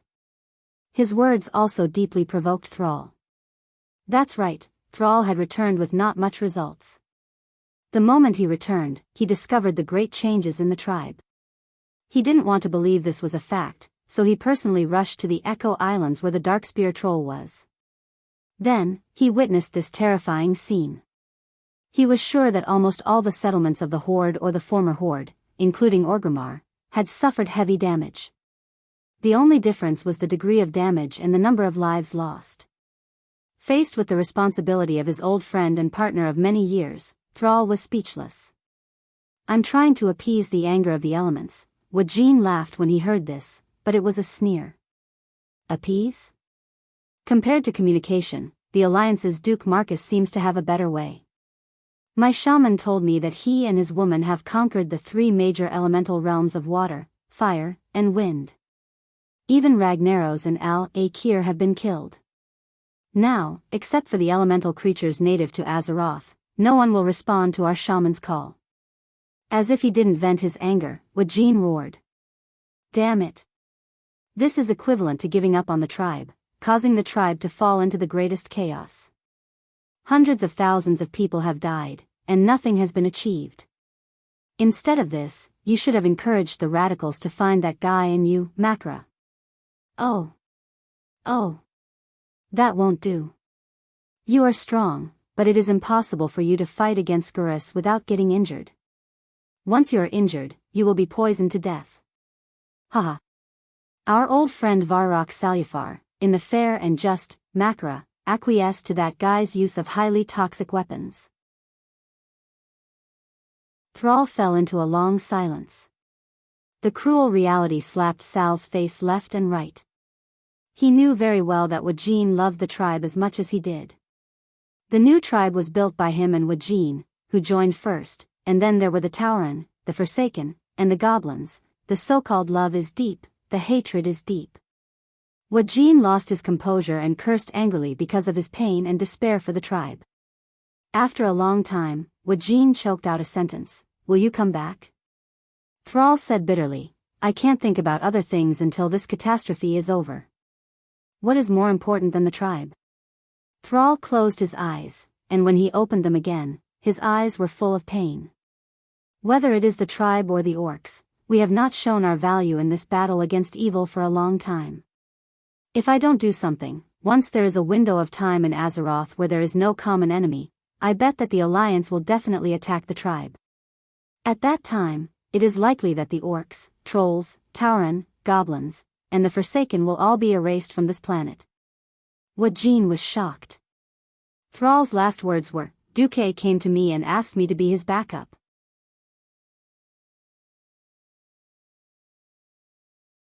Chapter 1867. Woken was completely speechless. Everyone, because of their growth environment, growth experience, clan status and many other factors, would have their own limitations. Woken was very smart, otherwise he would not have become Sal's main think tank. He also had his limitations. In the end, he was just a chief of a troll clan that stood out from the many original troll clans. The trolls had lived a hard life in the past 25,000 years. From the world's largest race in the distant past, with two great empires across the entire ancient Kalimdor continent, they had become small clans in a corner. Of course, he could ignore the other troll clans, but what really alerted him was what the Alliance had done. The Alliance was not a peaceful organization. They had completely destroyed Zul Aman, located in the southeast of the Long Song Forest, and Zul Gurub, located in the east of Stranglethorn Vale. This corresponded to the two most glorious empires in the history of the trolls, the Amani Empire and the Gurubashi Empire. Not only that, but the Rotten Moss clan in the eastern Plague Lands was also slaughtered by the Alliance. Although the Alliance had absolutely legitimate reasons for doing so, because these clans were behind the Alliance when the world encountered a major crisis, this could not hide the Alliance's decisiveness and ruthlessness. Once again, it proved that as long as the line of justice was crossed in the hearts of the Alliance would mercilessly destroy it. Times had changed. In the past, in the era of cold weapons, the trolls could still fight against magic with their numbers. Now, whether it was the Alliance's terrible flying fleet and other hot weapons, or the highly developed magic network civilization, they were not something that mortal creatures could resist with their bodies alone. As soon as Sal reminded him, Woken immediately realized that the tribe and the several races that had joined the tribe were in a very dangerous situation. Woken was discouraged. Backstop? Backstop for what? Sal smiled bitterly. The Alliance and the Dragon Guardian of the Sleeping Dragon Temple made a plan to deal with the Terminator, Neltharion, and I was needed as a backup. Do you know? Old friend, now the tribe, or the orcs and other races need a righteous title. Only by obtaining this title, no matter how bad the tribe is in the future, will the orcs and other races not be defined as evil races. This was a fight for a gold medal. Woken frowned. What about the tribe? Will you come back? When Woken asked the question, for a moment, Sal almost blurted out, I'll be back. But the opposition of the Nagrand orcs, the difficulties from his compatriots. All sorts of bitterness from the past surged into Thrall's heart. Sal suddenly felt a little lonely when he thought about how he had been forced to abdicate after making outstanding contributions to the tribe for more than 10 years. Moreover, the noble and great cause of wanting to do something for the world of Azeroth was even more attractive to Sal. Sal finally replied, I'll think about it seriously. But only after this world has escaped from the crisis of extinction.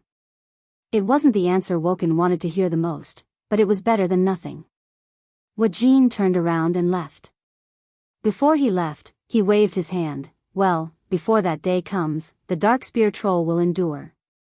The noble leader of the trolls seemed to hunch a little more. Sal let out a long sigh.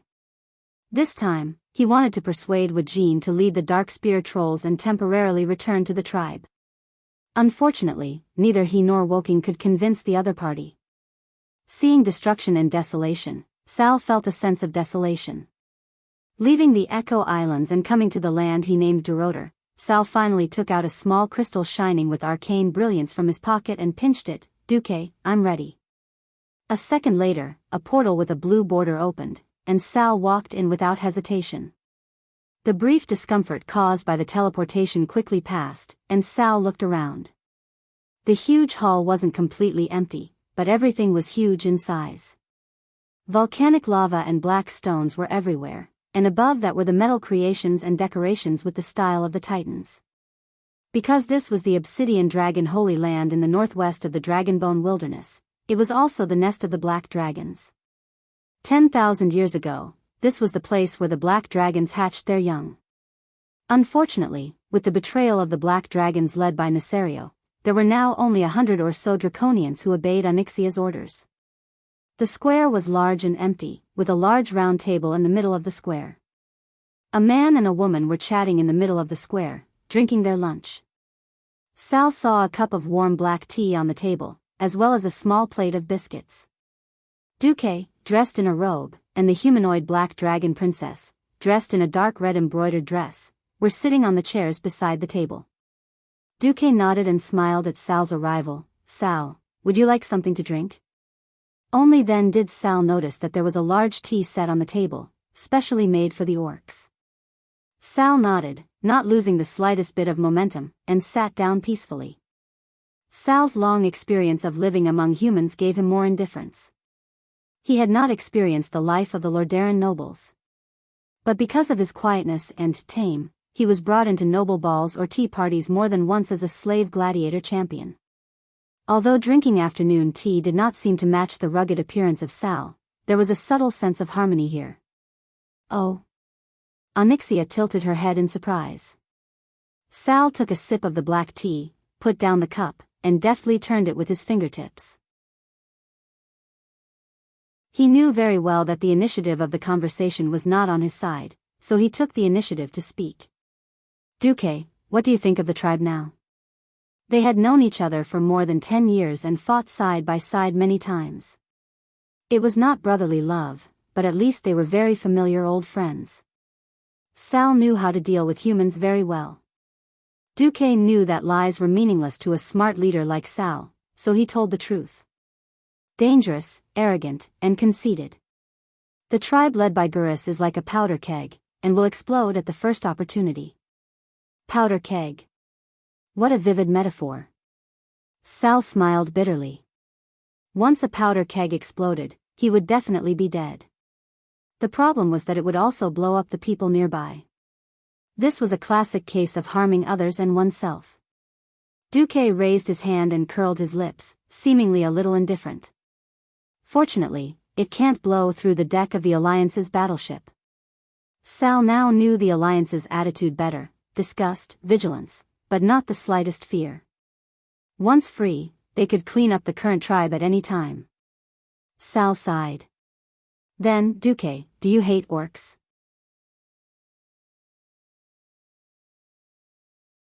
Chapter 1868. Duque waved his hand. Personally, I have no prejudice against any race. I admire the words of a great man. He said, I've seen the dirtiest humans and the noblest orcs. I'm not the only one with orc heroes like Grom. The Alliance has also accepted the Drenii. You have to know that they come from the same origin as the Eridar race that we call demons.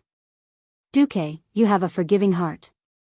You are indeed a great leader, Sal said with absolute certainty. Duque was a little embarrassed. This was just like the legendary mutual flattery in the business world. Duque spread his hands. I can temporarily suppress the conflict between the Horde and the Alliance in Grey Valley. I can even get the Night Elves to give up a forest area to meet the Horde's logging requirements, but the Horde must talk to the Alliance through formal diplomatic channels. Sal, I know what you want to ask. But I won't give you any promises. The Alliance is the Alliance. This is an organization formed to fight against evil, with militarization as its core. Our purpose has never changed. Whether the Horde becomes the enemy of the Alliance and all of Azeroth depends on the Great Chief of the Horde. Duque emphasized the word, Great Chief. This made Sal feel like he was sitting on pins and needles. Duque drew a line on the table with his finger, and a thin line of frost elements appeared on the table, visually dividing it into two. If the Alliance goes to war with the Horde, it will only happen in one of the following two situations. Either the Horde goes to war with the Alliance first, or the Horde joins the Burning Legion or the ancient evil gods. This line cannot be crossed, or the Alliance will do their best to destroy the Horde first. Duque's words were like words chiseled on a stone wall, cold and sonorous. Sal completely understood Duque's determination. Sal's mouth moved a few times, but he didn't say no. Did he blame Duque? No. He didn't. The old grudge between Duque and the tribe was a matter of the previous generation. Moreover, Duque was also serving his own master. Ever since the world started to collapse and evil forces kept attacking, Duque had been the wisest leader. Not only did he lead the Alliance, he even took care of the tribe for a long time for the sake of righteousness. Duque's words to him were the most perfect promise, an oath that would never be broken. Duque's stance had been the same for more than 10 years. Righteousness was the most important.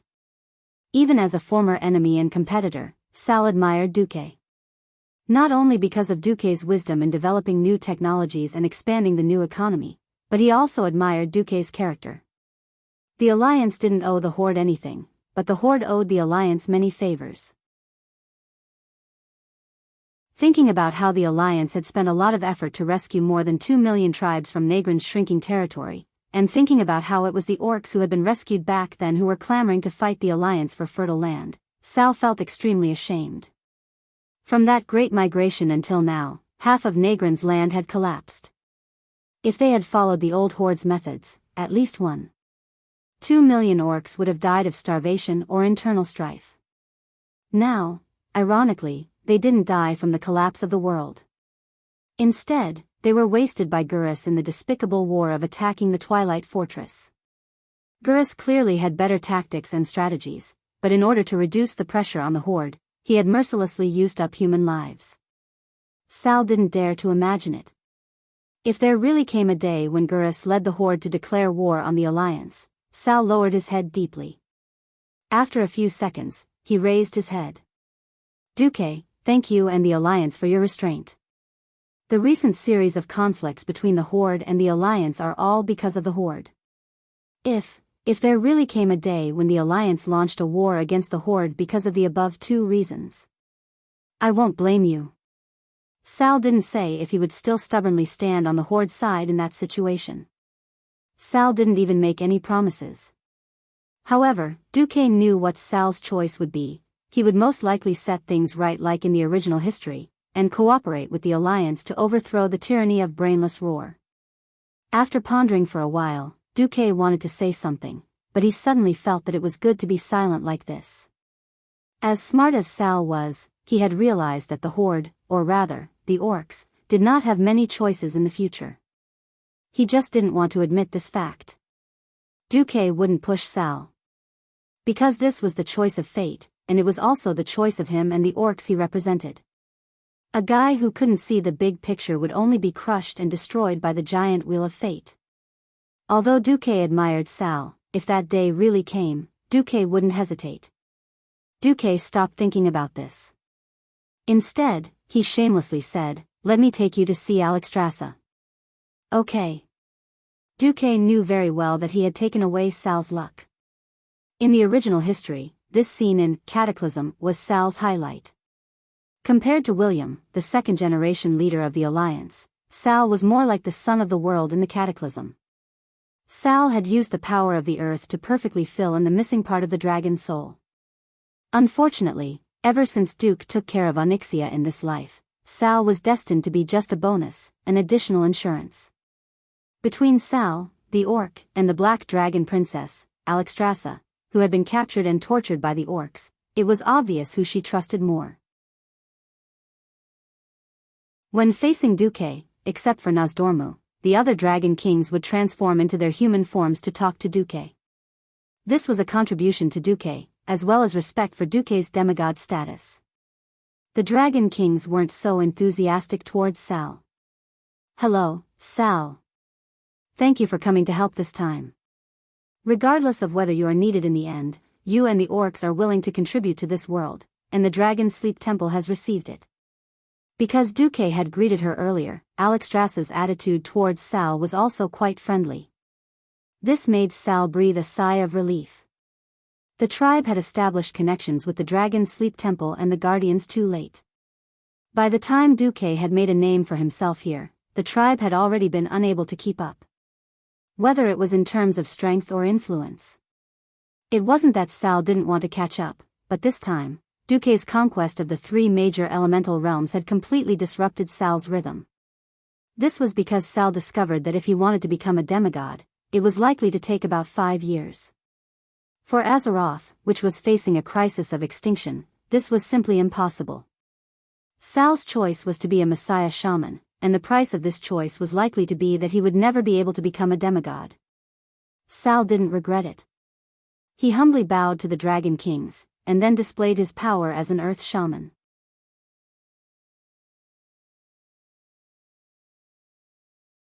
Chapter 1869.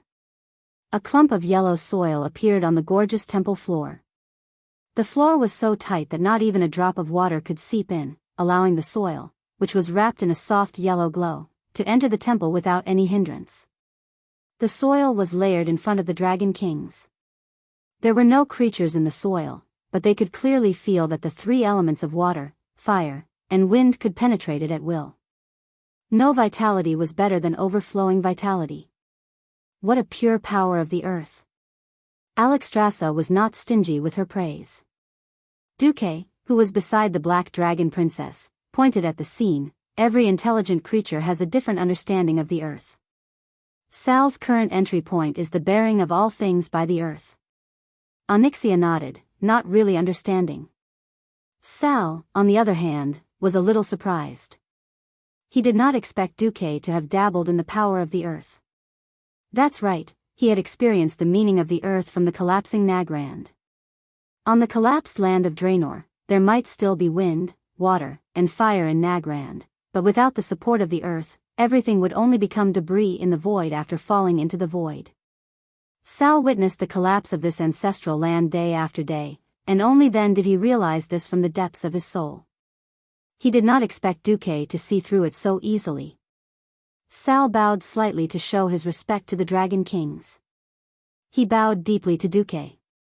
This was not out of respect for Duque's status, but Duque's recognition of his way of the earth. It had a sense of, "I'm not alone." Alexstrasza clapped her hands to attract everyone's attention. "Okay, let's discuss the details of this battle. Please follow me." After saying that, she led everyone to a side hall of the Dragon Slumber Temple. This newly opened side hall was obviously not built according to the size of the dragons. It was 5 meters high, and could only be used by small and medium-sized creatures, such as humans and orcs. On the bright marble floor of the entire side hall, there was only one set of tables and chairs, a circular table with a diameter of 10 meters and more than 10 chairs.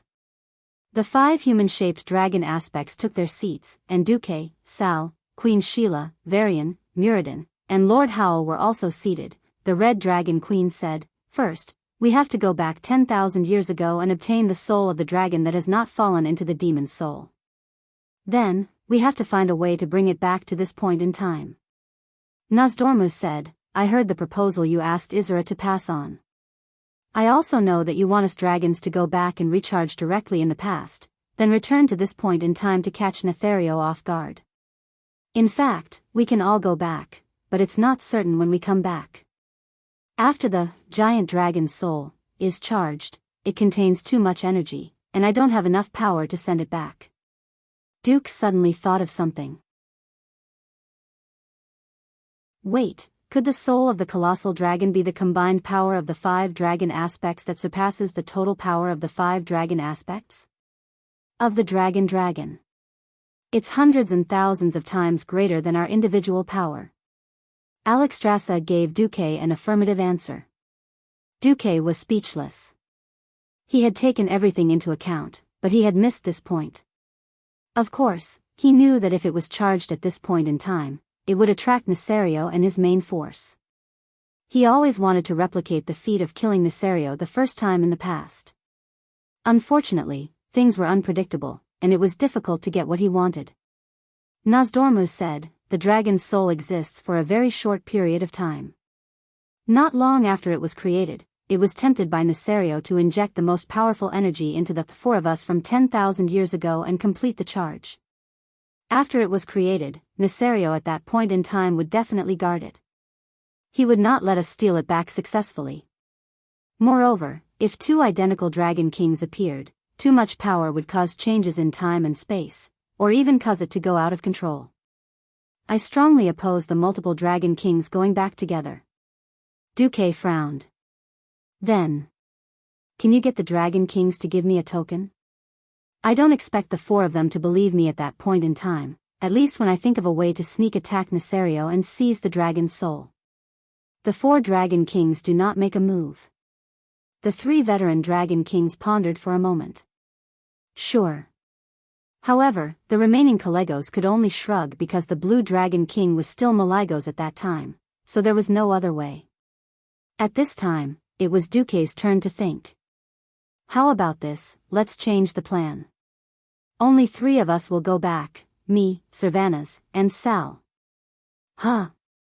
Are you sure? Isra asked.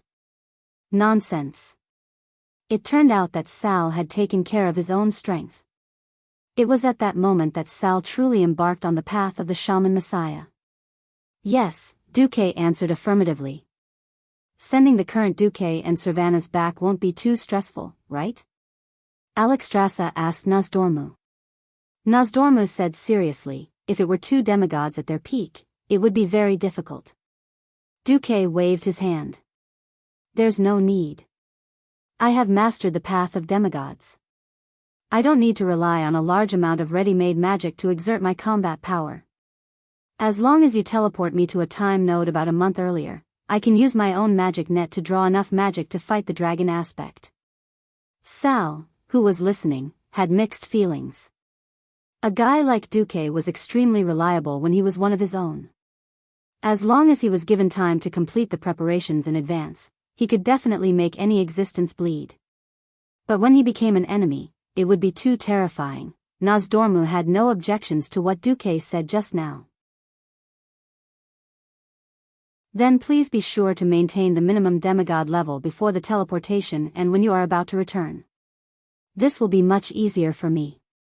Because I am still not sure how much the dragon's soul will affect the timeline. Okay. Alexstrasza looked around. Then, Duque, do you need time to prepare? Duque, Queen Sylvanas, and Sal all shook their heads.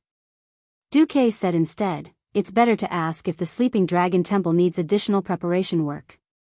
It is certain that if we make such a big move, Nesario's true body will come to kill us. The core subordinates who serve him will also come out in full force. The Red Dragon Queen pondered for a moment. Then hold on for another week. Okay. After everyone reached an agreement, the meeting was dismissed. A week later, in the Tanaris Desert in the south of the Kalandor continent, in the Cavern of Time, the humanoid Nozdormu confirmed with the three of them for the last time. Are you ready? Yes, the three of them answered in unison. Traveling through time and space was a piece of cake for Duque. But for the other two, it was their first time. And Duque found that it was different from the last time he went back to the past. Nozdormu's hands emitted a dazzling light. This light formed a jet above the heads of the three of them, and the bright light beam blended into the void. Just as the light beam formed a ball of light again, it formed an illusory vortex that sucked all three of them in.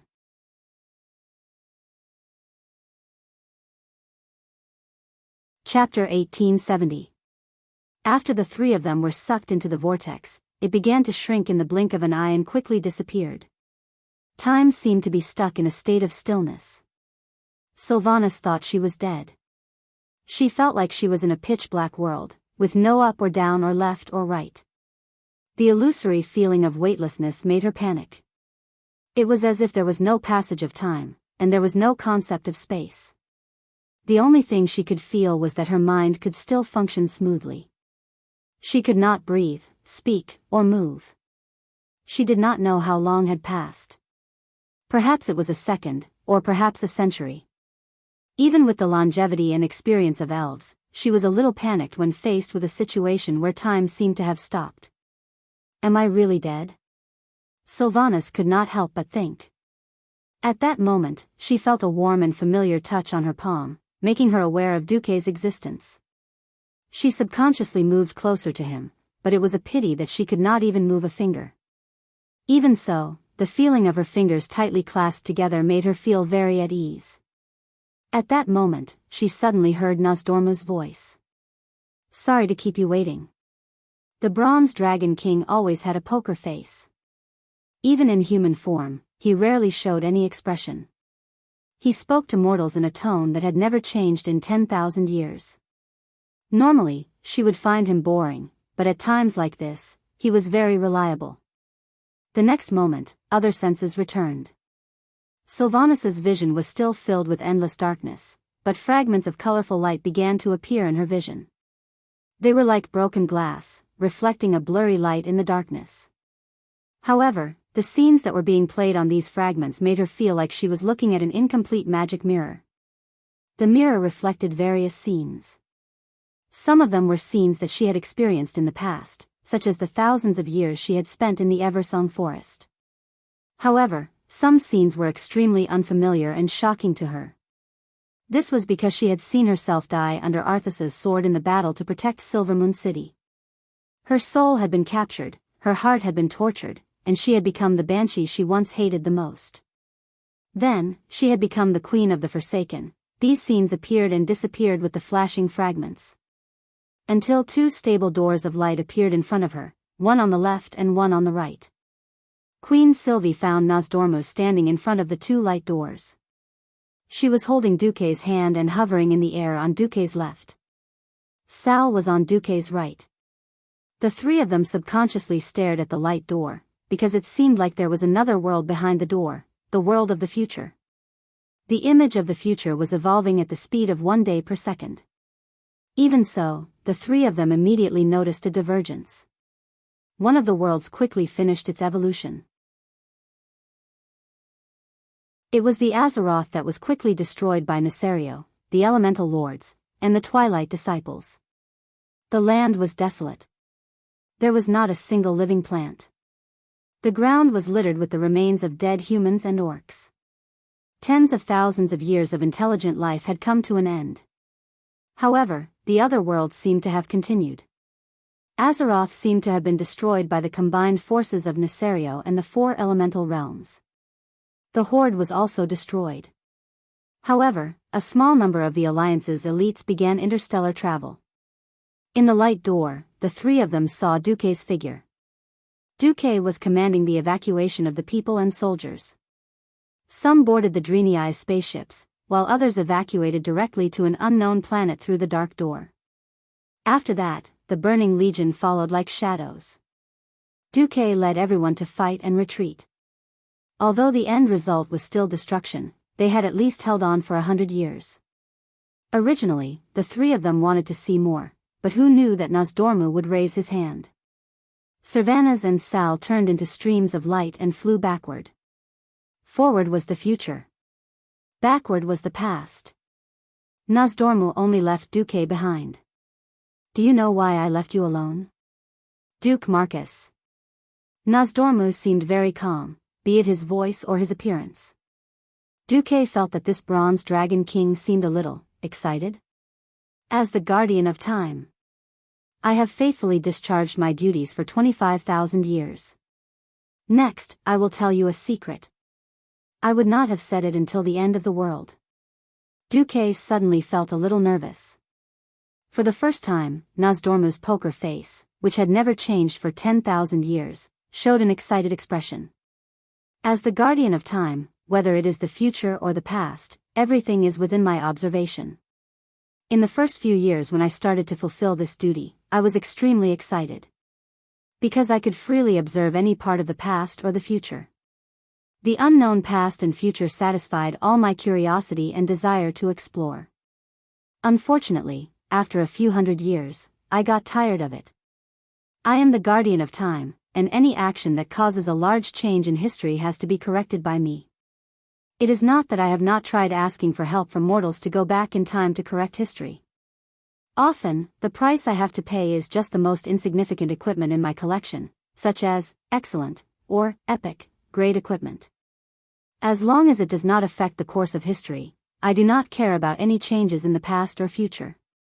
This is because the river of time has a powerful corrective ability, and it is enough to correct most variables. However, a huge variable called Duke Marcus appeared. When I first found out that you changed history, I saw you as a tumor of time that must be removed.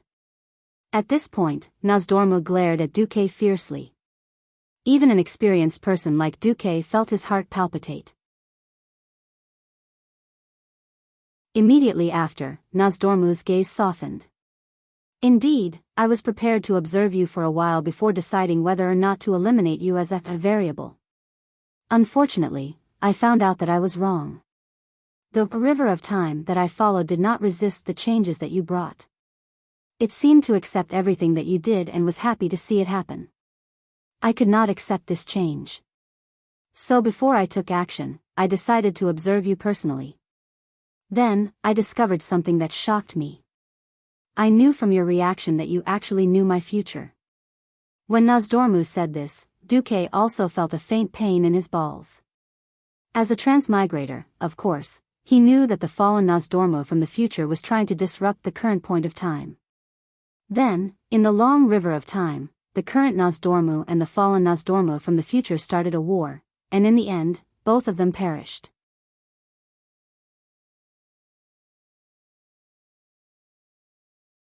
Chapter 1871. What was even worse was that this incident was about to happen. Nosdormu was absolutely miserable. After he and the Bronze Dragon Legion knew their fates, one by one, they became corrupted and fell. The one who killed them was not someone else, but himself from the future. No matter how hard he tried to change history, he would not be able to reverse the destruction of the future. This was the most despairing thing. Seeing Duque's reaction, Nosdormu had a look of realization. As expected, you know my future. Duke Marcus, can you tell me your true identity? In my eyes, you are an anomaly, a variable that should never exist. I wanted to drive you out of the Azeroth timeline, but I finally realized that it was the world of Azeroth that brought you in order to change the future. This time, it was Duque's turn to be speechless. He had never thought that there would be so many secrets to his transmigration. Nosdormu sighed. To be honest, it was because of that end. I was angry. I fought. I complained. I was in despair. But ever since you appeared and gradually stood at the peak of the world stage, using your wisdom and strength to influence the future of this world, I have new hope. Nosdormu floated closer to Duque. For the first time, he showed an expression that should have been a smile. Hope. Duque resisted the displeasure of having his mind peeped. Don't you want to die? Die? No, no, no. I don't have that concept anymore. What I'm tired of is the unchanging time itself. It's too boring. Duke Marcus, you are already a demigod. When you experience everything in the world, when everything from the unknown to the known, perhaps you will become as bored and empty as I am. 25,000 years of repetitive behavior is too boring. If not for my duty, I might have gone crazy. In the future, I might have fallen that way. So, I'm just eager to see variables. Variables? Yes. As long as I protect this world, I don't mind seeing variables. Because it will bring me joy. Looking at the excited Nosdormu, Duque had a playful expression on his face. Oh. Could it be that as long as it is beneficial to this world and does not affect your duty to protect the world and time, you are willing to make a certain degree of concession? Given? Nosdormu sneered, who knows how many times. If I hadn't persistently refused any future me who had yet to fall, to enter this timeline, you would have been dead before you became a demigod. Duque immediately broke out in a cold sweat, his heart beating wildly. That's right. In the past, he was too weak, so weak that he had no way to resist the power of a demigod. If a future Nozdormu appeared before he became a demigod and wanted to fix him, he would not be able to resist. One had to know that Nozdormu's main body was extremely powerful. Even a demigod like Nesario would be slowed down by 20% under the erosion of his time magic. If Duque had encountered him before he became a demigod, he would probably have been directly sent into the abyss of time. Duque bowed deeply to Nozdormu. Thank you very much.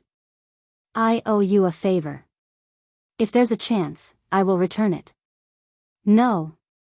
You've already returned it. Nozdormu seemed to be in a good mood. Let me give you a hint, Onyxia. Duque was stunned, and suddenly understood. Just as he was about to say something, Nozdormu laughed and pushed him in the chest. Countless fragments of time turned into streams of light and flashed forward in Duque's field of vision. Meanwhile, Duque himself was violently pulled back by a mysterious force. In the middle of his field of vision, he only saw Nozdormu with a mysterious smile. He raised his right index finger and made a shoot gesture at him. That's what it means to say to Duke, to keep it a secret. It would take a long period of time in the river of time to go back 10,000 years in the past. Duque felt that his entire soul had been stretched into a long noodle shape. Taking advantage of this moment, Duque was thinking about why Nozdormu had said that. He suddenly understood. In the ancient war 10,000 years ago, Nesario had deceived his brothers and sisters and made the 4 dragon kings inject most of their origin power into the soul of the giant dragon. That was how the dragon nuclear bomb was created, which directly turned dozens of demon legions into ashes. The strength of the 4 dragon kings, who had been injected with most of their origin power, had also fallen greatly. It was not until Duque destroyed the soul of the demon in this life that the dragon king's power was restored to its original state. Even so, they were still dragon aspects during this period of 10,000 years. In the original history, in order to kill Nesario, who was in a state of madness and had entered the source of Azeroth, the 4 dragon kings had no choice but to use all their power in the soul of the giant dragon. After all, although Thrall had filled the vacant position and successfully activated the soul of the giant dragon, the power of the dragon aspects could only be extracted from the 4 dragon kings. This directly caused the 4 dragon kings to forever lose the power bestowed upon them by the Titans, and they were demoted from dragon aspects to mortals. Thus, there was a new deduction. What if it was not the 4 dragon kings who injected the power of the dragon aspects into the next battle, but the standard 5 dragon aspects? The power injected would obviously be less than that of the 5 dragon kings in the original history. This obviously gave birth to a new possibility. Perhaps after this battle, the 5 dragon aspects would not completely lose the sacred Titan power. Duque slapped his forehead. This butterfly of mine has done something big again. The so-called butterfly effect is really F*** difficult to deal with. Changing the future certainly represented new hope. In turn, it meant that the history that Duque was familiar with was useless. This was both a joy and a pain in the ass. However, Duque soon laughed. In the past, I couldn't completely change the world, and I wasn't afraid of its backlash. But now I'm different. I've made all the preparations, and the backup plans that should be laid have already been activated. Everything is waiting for the harvest. La la la. In the spring, I plant a wife in the soil, and in the autumn, I can harvest many, many wives. Duque sang a tuneless crooked song as he traveled through time and space and returned to 10,000 years ago. When Duque came back to his senses, he found that his face was crooked. Ah! Ouch, ouch, ouch. If it were someone else, Duque would have directly sent the 5 Fireballs Divine Sect to teach him a lesson. However, the person who twisted his face was Queen Sylvanas, so there was nothing he could do. Queen Sylvanas? Tell me, what's going on with that forgotten queen? Sylvanas suddenly showed her might. Uh.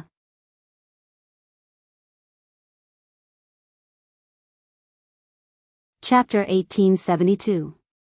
The Forgotten Queen, the Undead Queen, was the chief of the entire tribe at the most glorious time in history. She had always been brave and determined, but who knew that her withered heart also had a soft and fragile side, and that her dried-up tear ducts could also shed sad tears? Who could understand her loneliness? In order to reunite her sisters, she had once tempted Sasha to become the same existence as her. Unfortunately, Sasha had come to her senses at the last moment. When Legion descends, her eldest sister, Aurelia, returned, and the allied tribes joined forces to fight against the Burning Legion. How did she deal with herself? Perhaps it was the sorrow buried in the deepest part of her heart that made the legend of Queen Sylvanas even more touching. Duque's hesitant expression made Sylvanas feel as if she had been pricked by a needle. Her body trembled. "You really know something?" Nozdorma refused to say. "What about you?" There had never been a hero who was really stupid. You could lie for a while, but not forever. Speaking of which, Duque did not really intend to lie to Sylvanas. When he came back to his senses, he found that Sal was not by his side. Duque shrugged.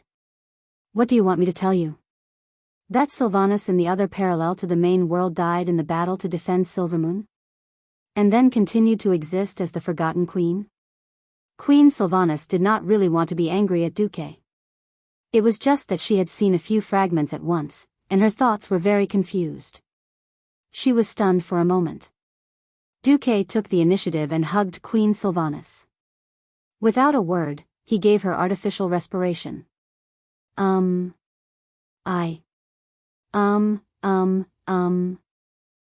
Sylvanas did not want to interrupt Duque, but they had been married for so many years, and her body and mind had long been in love.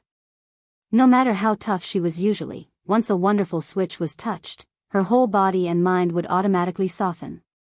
Love sometimes was like that. After a long time, their lips parted. Duque looked at Queen Sylvanas affectionately. "Silly woman, you think too much." "Yes, I did peek into part of the past and the future, but that was something that happened in another branch of the timeline. What's important is that you're alive and well in this main timeline, and you're the mother of our child, right?" At the mention of the child, the last trace of stiffness on Savannah's face softened. She subconsciously touched her lower abdomen. Queen Sylvie rolled her eyes at Duque. "Besides, you were already in love with my sister and third sister at that time. No matter what, you can't leave me alone and let me die. Right?" Speaking of this, Queen Sylvie turned her head away from Duque. "Who knows if you knew that I was almost killed and took the opportunity to save the damsel in distress to deceive me." Duque was about to spit. He bared his teeth. Sigh. Women. Why did he like to mess things up? Speaking of which, I don't remember what I was thinking at that time. He just felt that everything was going with the flow, and he didn't let go of the wrong person. However, seeing Queen Sylvie's slightly red cheeks and slightly trembling pointy long ears. After so many years, how could Duque not know her little habit? She was clearly saying, "Come and coax me. If you coax me, I won't throw a tantrum." Duque could only coax her, holding her slender fingers with both hands. Perhaps for me at that time, peeping into the future was beneficial for my actions at that time. But one thing is for sure, I was sincere to you and your sister. I couldn't let you get hurt, let alone walk into a desperate situation of death. Duque was about to take out the Bible of picking up girls and recite the 10 quotations when Queen Sylvie put her index finger on his lips. Queen Sylvie's golden eyebrows slightly raised, giving Duque a feeling of pride, but her perfect and heroic face was full of concern. "Idiot Duque. Do you really think I'm angry that you didn't tell me that I might die and become an ugly banshee?" Duque didn't know how to react or what expression to show. Queen Sylvie's slender fingers held Duque's face, and her clear eyes looked straight into Duque's eyes. "Don't think that we women don't know the gloominess under your cheerful expression. We all know that you are hiding a bigger, more shocking secret in your heart. No one knew why you were unwilling to tell us at that time, but we can be sure that even if you lied to us, it was for our own good. In the past, I didn't understand why you would pay special attention to a certain woman in the harem at a certain time. Now that I see the divergence in the river of time, I completely understand. Even if you conquered Onyxia by violent means, it should be because she should have died at a certain point in time. Sorry. Maybe I was very willful, very self-centered, and very weak in the past. Powerless against powerful evil. But now it's different. I already understand the burden on your shoulders, and I know your hard work. Duque, promise me, no matter how great the suffering is, don't bear it alone, okay? Be it me or the other sisters, we are all starting to have the ability to share your burdens. Duque was completely stunned. Caring too much would make one afraid of losing. Sometimes, he was so worried about gains and losses that he forgot the iron rule of, your daddy will always be your daddy. Queen Sylvie didn't die, and she wouldn't die even after becoming a demigod. Plus, she saw the old ending that Nosdormu showed her. Perhaps, she could really give her some more burdens. Duke sighed, alright, I've been defeated by you. Then, help me think of a way to steal the giant dragon's soul, without changing history. You have to know that we have returned to 10,000 years ago, and changing history will affect 10,000 years later. For example, if you come back and deal with Tyrande? Queen Sylvie's beautiful eyes turned. Ha! Where's the trust? He. Duque could only pretend to laugh dryly. Alright, I'm not here to keep an eye on you. I don't have the mood to restrict a man like you to death. Queen Sylvie's eyes revealed a strange light, and she took the initiative to change the topic. Actually, I think we just need to give the dragons a hint. Hint? For example, if the dragon's soul is not easy to get, we can make a prototype first. That way, if we steal a finished product, they can quickly modify it and turn it into a perfect dragon's soul. After all, the dragon's soul can only be used if it is infused with at least a large portion of the 4 dragon aspects power. Without the power, it's just an empty shell. Oh. That's a good idea. Duque changed the topic. Actually, we don't need to hint. We can just look for Nosdormu.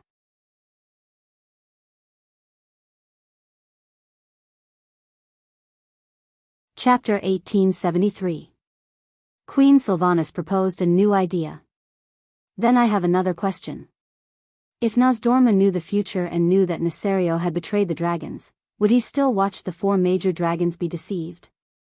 Would he let Nesario betray the law of protection, and he himself would adhere to the death principle of not revealing the future that the Titans gave him? Wouldn't Nosdormu make any decision at any time, but in fact, it would be a decision made in the known future? This sounded a little roundabout and nerve-wracking. In fact, the logic was still valid because Nosdormu's duty was to protect the timeline from deviation. If even he led the timeline astray, then there would be no protection to speak of. However, in reality, only when one became the guardian of time could one know whether this was the truth or not. Duque sighed. Perhaps, this is the sorrow brought about by his duty. Even though he knew that a tragedy was bound to happen, he still had to participate in that terrible tragedy. As a catalyst, he had to play out this tragedy and push his brothers and sisters into the abyss of pain. Phew. Fortunately, I don't have to be the guardian of time. Otherwise, I'm afraid I'll go crazy. Windrunner, who loved freedom and refused to be bound, had to do this unchanging job. Queen Sylvanas would probably want to kill herself. Well, our power now is too weak. I can smell the stench of demons in the atmosphere. I guess the Burning Legion has arrived. While the main force of the Legion has not arrived, let's first control the elements in the atmosphere. Okay. Duque was a genuine water and fire dual elemental demigod, and Queen Sylvanas was a wind demigod. After their levels increased, their elemental affinity was also countless times higher. At this point in time, Ragnaros and Al-Akir were still alive, so naturally, they could not extract the elements of the 3 major elemental realms. On the other hand, because these 2 elemental lords were in a state of hibernation, no one would compete with them for the three elements of water, fire, and wind in the main plane of Azeroth. This made them feel like weasels entering a hen's nest. The so-called supermarket that they did not have to pay for was so cool. The place where they transmigrated was located in the southeast corner of the ancient Kalimdor continent that had not been blown up, probably near the future Zul, Europe. Duque and Queen Sylvanie's elemental absorption naturally aroused a response from the troll priests of the Gurubashi Empire. Indeed, there were priests who were not afraid of death and led the trolls to investigate, but Duque used a bunch of hands of magic on them, combining the simplest and most violent demigod level, fireball, into a sickening, meteor shower, teaching the crazy trolls that humans are dangerous. The Burning Legion was currently invading, and the entire central region of the continent was in chaos with Azhara City at the center. No one would care about the remote mountain forests of the continent. The huge troll empire was beaten like a dog. When Duque had absorbed enough elements, he realized that he had gone overboard. I seem to have accidentally killed tens of thousands of the troll empire's elites. Duque was speechless. Well done. Queen Sylvia gave a thumbs up. She was simply fanning the flames. Duque slapped his forehead. Back in his time, the Amani trolls had been exterminating for years. It had been so long that he had actually forgotten that the High Elves and the trolls were mortal enemies. By the way, don't you still have 2,000 years before you run into the Amani trolls who have nothing to do with the Gurubashi Empire? Damn the trolls. Queen Sylvanie said stubbornly.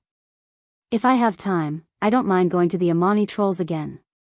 Duque slapped his forehead. Fine, you have the biggest breasts. You have the final say. After absorbing the elements, they were genuine demigod level again. I found Thrall. Queen Sylvanie was a little excited. The wind element told me that he's in the Cavern of Time in Tanaris. Huh. Thrall really has ideas. Duque could not remember how Thrall got the dragon soul in the original history. Clearly, after being teleported to this point in time, Thrall had his own ideas. At the same time, outside the Cavern of Time, Thrall was struggling.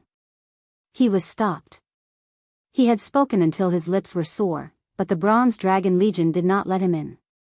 They did not even want to listen to him and kept driving him out. Thrall felt extremely bitter. This was the disadvantage of not having a good relationship with the Dragon Slumber Temple. This was because Nozdormu had indeed given them a token, but that thing was in Duque's hands. If he returned to 10,000 years ago and did not perform well, then he would still be that insignificant orc in the eyes of the dragons. Just as he was about to reveal some spoilers of what would happen 10,000 years later to attract the attention of the Bronze Draconians, a familiar aura suddenly came from the portal behind him. Duque, Sylvanas, you're here? Not knowing whether it was melancholy or relief, Sal heaved a sigh of relief. Well, since everyone is thinking the same thing, I'll leave it to you. I'll help you. Thrall was carefree. He wanted to show off, but that did not mean that he wanted to anger Duque. In the situation where he could not contact Duque, he was free to do whatever he wanted. But since Duque was here, he would be overstepping his boundaries if he acted recklessly. Duque glanced at Thrall and suddenly said, "You know what? What we did 10,000 years ago is very likely to affect 10,000 years later." Thrall was shocked and asked, "Then, what if we go too far? The Bronze Dragon clan will send out pursuers who will use special methods to kill us in the River of Time." Of course, for the original plan, they should send a second group to try to get that thing back. Thrall was silent. Duque knew that he was in a heavy mood, but he still needed to give him a warning. Remember, history may be changed and fine-tuned. What is truly irresistible is the general trend. General trend? What was the general trend? This word could make Thrall think for a long, long time. Only Duque himself knew that this was Azeroth's determination to unite the various races against the Burning Legion. Only by defeating the demon army led by Sardras could the planet have a way out and all races continue. No matter who it was, if they resisted the general trend, they would only be crushed by the wheels of history. Duque would not tell Thrall. Facing the guardian of the Cavern of Time, Duque gently raised a special badge. Feeling the power of the badge, the bronze draconic man immediately became respectful, and immediately ran to report. A moment later, Duque and the other two were brought to a desolate cave. There was nothing but sand. Suddenly, a huge sand dragon formed in front of the three of them. Speak. Did the future me ask you to cause trouble at the time node I'm guarding?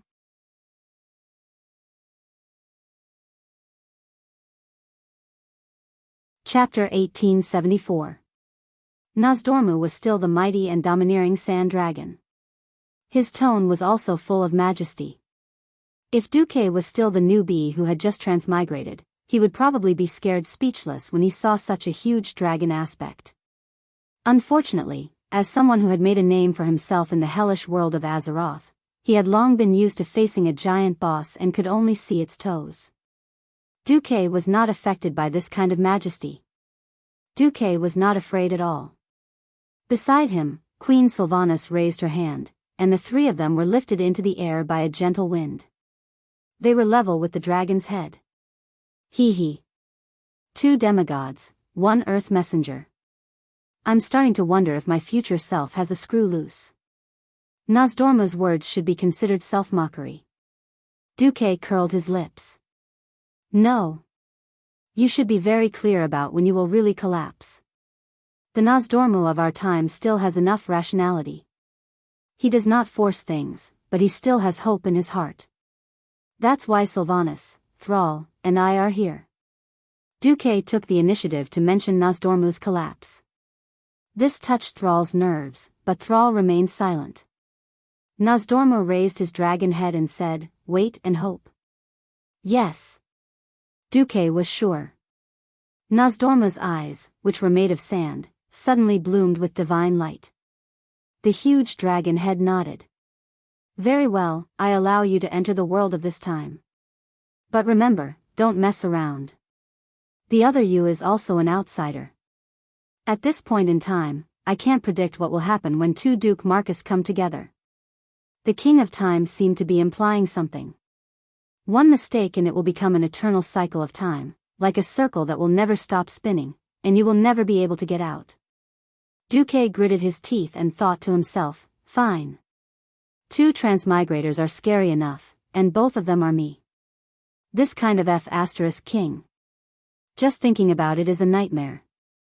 But at this point in time, I should be staying in Azhara City and living a depraved but happy life, right?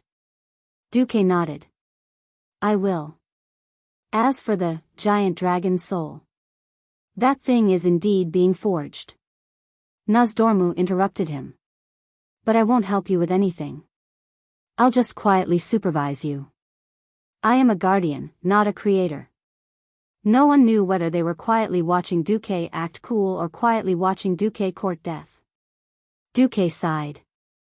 Sure enough, a person with a wild imagination who was good at creating and a person with a rigid mind who was good at repetitive labor were creatures of 2 different worlds. The Nozdormu of this timeline was even more stubborn than the Nozdormu of Duque's original timeline. Being able to do this was a big green light. Phase should be given to each other. Since the other party wasn't an enemy, Duque bowed and said, "Thank you very much." Coming out of the caverns of time, Queen Sylvanas and Sal looked at Duque at the same time. What do we do next? Duque tapped his temple rhythmically with his right index finger. If we don't care about the consequences, there are many ways. When Duque said this, Sal was secretly shocked. Those were the 5 dragon aspects. If things went wrong, even Nesario, who hadn't publicly betrayed them, might join in the encirclement. Against the 5 dragon aspects, Duque, are you that confident? Sal felt a wave of shame. It was a difference between heaven and earth. He once wanted to break through to the demigod realm and truly make the tribe invincible. Unfortunately, the situation changed too quickly.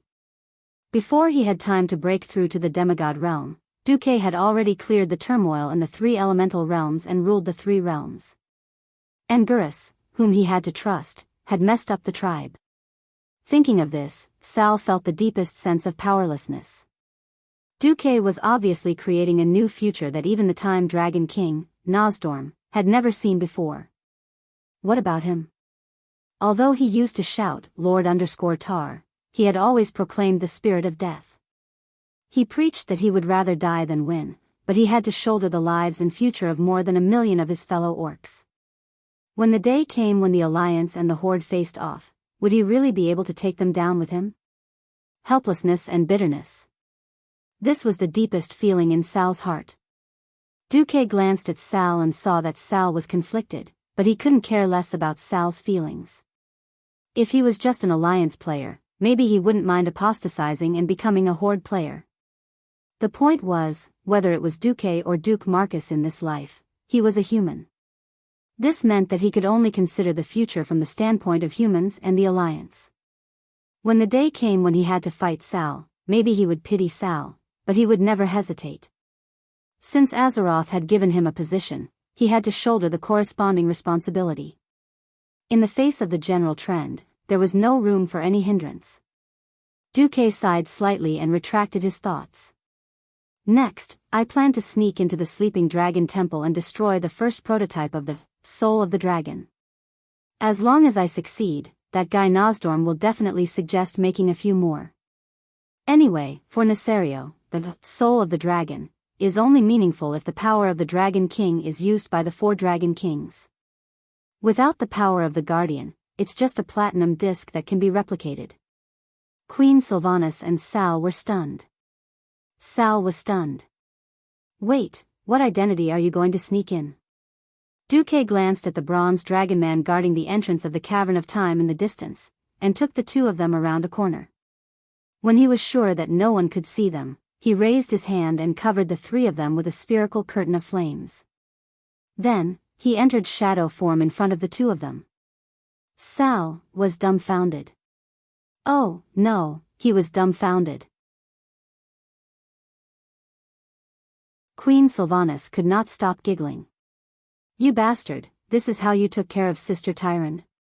Duke did not reply to her. Instead, he was filled with righteousness, evil. The Burning Legion suddenly heard that the dragons wanted to create an unparalleled artifact to destroy the demon army. Isn't it normal for them to send a powerful demon lord to launch a sneak attack? That's right, the guardian dragons are at war with the demons. Hey! In that case, you'd better be careful.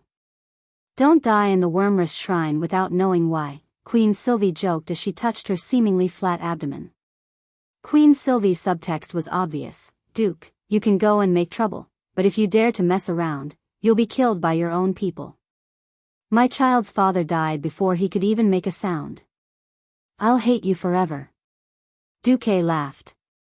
Of course, I won't take the risk myself. The point is that a Void Lord attacked the manufacturing field of the Soul of the Dragon, did indeed happen.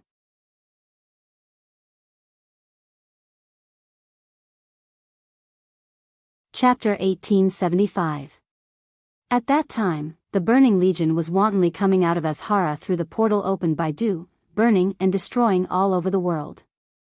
Before the collapse of the ancient Kalimdor continent, the location of the Dragon's Sleep Temple was quite close to the center of the continent. The shape of the broken Noscent continent on the map looked like a kidney.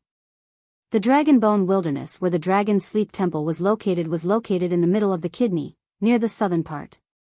In addition, the dragons were the vanguard of the anti-demons, so it was normal for the Dragon's Sleep Temple to be invaded by demons. On this day, the demons once again attacked the Dragon's Sleep Temple. Duque, who was lurking in the front line, saw with his own eyes the dragons guarding the temple encounter the first wave of demons. It was a group of Doom Walkers and Doom Guards. The huge wings gave the Doom Guards and other demons extraordinary flying ability, and they rushed straight to the Dragon's Sleep Temple. However, they were immediately attacked, with all kinds of dragons entangling them. The blazing breath made them no longer pay attention to the Dragon's Sleep Temple. The green dragons used poisonous breath, and even worse, their ability to control nightmares. At least, Duque and the others saw with their own eyes 2 high-grade demons suddenly scream and run away without warning, as if some indescribable horror was chasing them. Dumok wondered maliciously if the one chasing them was Kwafu. Kwafu chasing the sun. chasing the sun, isn't that scary? Yes, yes. The battle in the sky was very exciting. The 5-color dragons worked together to attack from the front and back. The blue dragons used their ice magic to slow down the enemy or directly freeze them, while the red dragons used flames to deal with the demons with lower magic resistance, and the black dragons, with the acceleration ability given by the bronze dragons, used their more powerful melee ability to kill and tear the demons to pieces. The 5-color dragons worked together to fight, and the opponents were outnumbered. Almost every 5 dragons of different colors formed a group, working together to deal with a small group of demons that did not exceed 2 digits. They cooperated well, and often the attacks that the enemies thought could cause damage were just like fireflies flying into a flame. But the endless demons did indeed attract the attention of the guardians of the dragon slumber shrine. No one noticed that a blue dragon swaggered into the temple. Well, he was also carrying a blue dragon who was covered in blood and half dead. My brother is injured. Is there anyone from the red dragon race who can help save him? The blue dragon shouted in Draconic. The other temple guards glanced at him and sighed. We can't save him, unless an ancient dragon comes to help. The blue dragon had a look of despair. The hierarchy in the dragon slumber shrine was actually quite strict. The guardian dragons were naturally the highest, and the ones below them were ranked according to their age. Naturally, they were ancient dragons, adult dragons, infant dragons. Below the pure-blooded dragons were the draconians who were more like dragons, and at the very bottom were the draconians. Now that they were at war with the Burning Legion, the red dragons, who were in charge of life, were too busy trying to save the other 4 giant dragons. Where would he find the extra mana to save a lowly draconian? Returning to the embrace of nature and dying in Dragonbone Wasteland was the greatest gift to these subsidiary races. Sure enough, the injured blue dragon breathed his last after a while. The blue draconid who carried him in was grief-stricken, and soon got up to tell the draconid guarding the middle gate. My brother has a top-secret report for His Majesty Maligos. That was the information he had exchanged with his life. I request to meet His Majesty in person. The draconid was a little puzzled. You are, the blue dragon introduced himself. My name is Dog Shit. Oh, my primordial dragon language isn't very good. Maligos, is it? I couldn't tell that your father was a pure-blooded primordial dragon. How did you just mutate? The draconid sighed. The blue dragon made a gesture of wiping his nose in embarrassment. There were a total of 8 draconids guarding the gate, and one of them nodded. Wait here.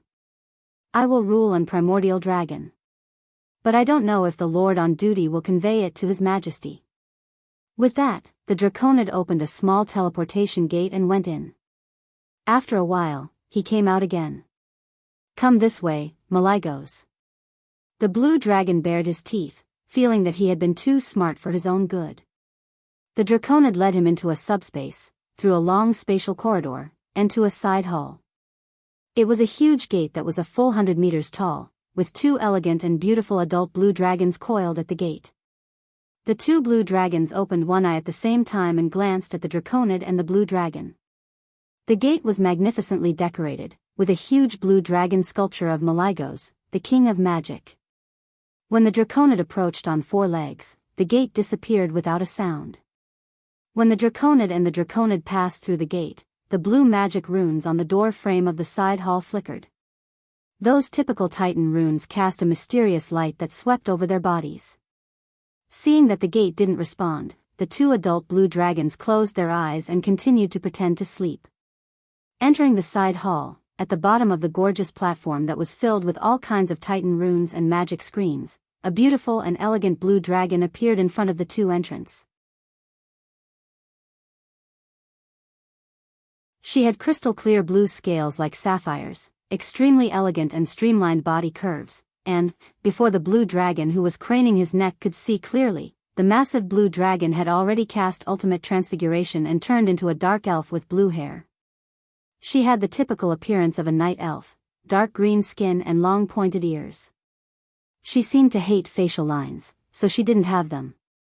Instead, she wore a set of leather armor with a V-shaped chest. I'm Telegosa. You don't have to be so tired to talk like this. Okay, I'm short on time. I hope your information is as important as you say. Otherwise, you know the rules of the Blue Dragon Army. I know. The Blue Dragon nodded submissively.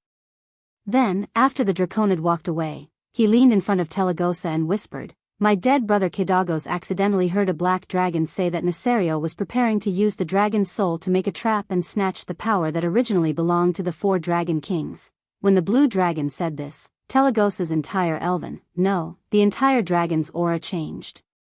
In less than 1/10 of a second, the former elf once again turned into a huge dragon.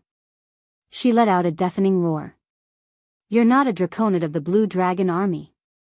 You are. Who?" With a roar, her huge claws slammed down. Perhaps she just wanted to capture this guy who pretended to be a blue dragon and ask him what was going on. When her claws slammed down, her strength was even a little bit slower. However, as soon as her claws touched the Blue Dragon Man actually fell apart.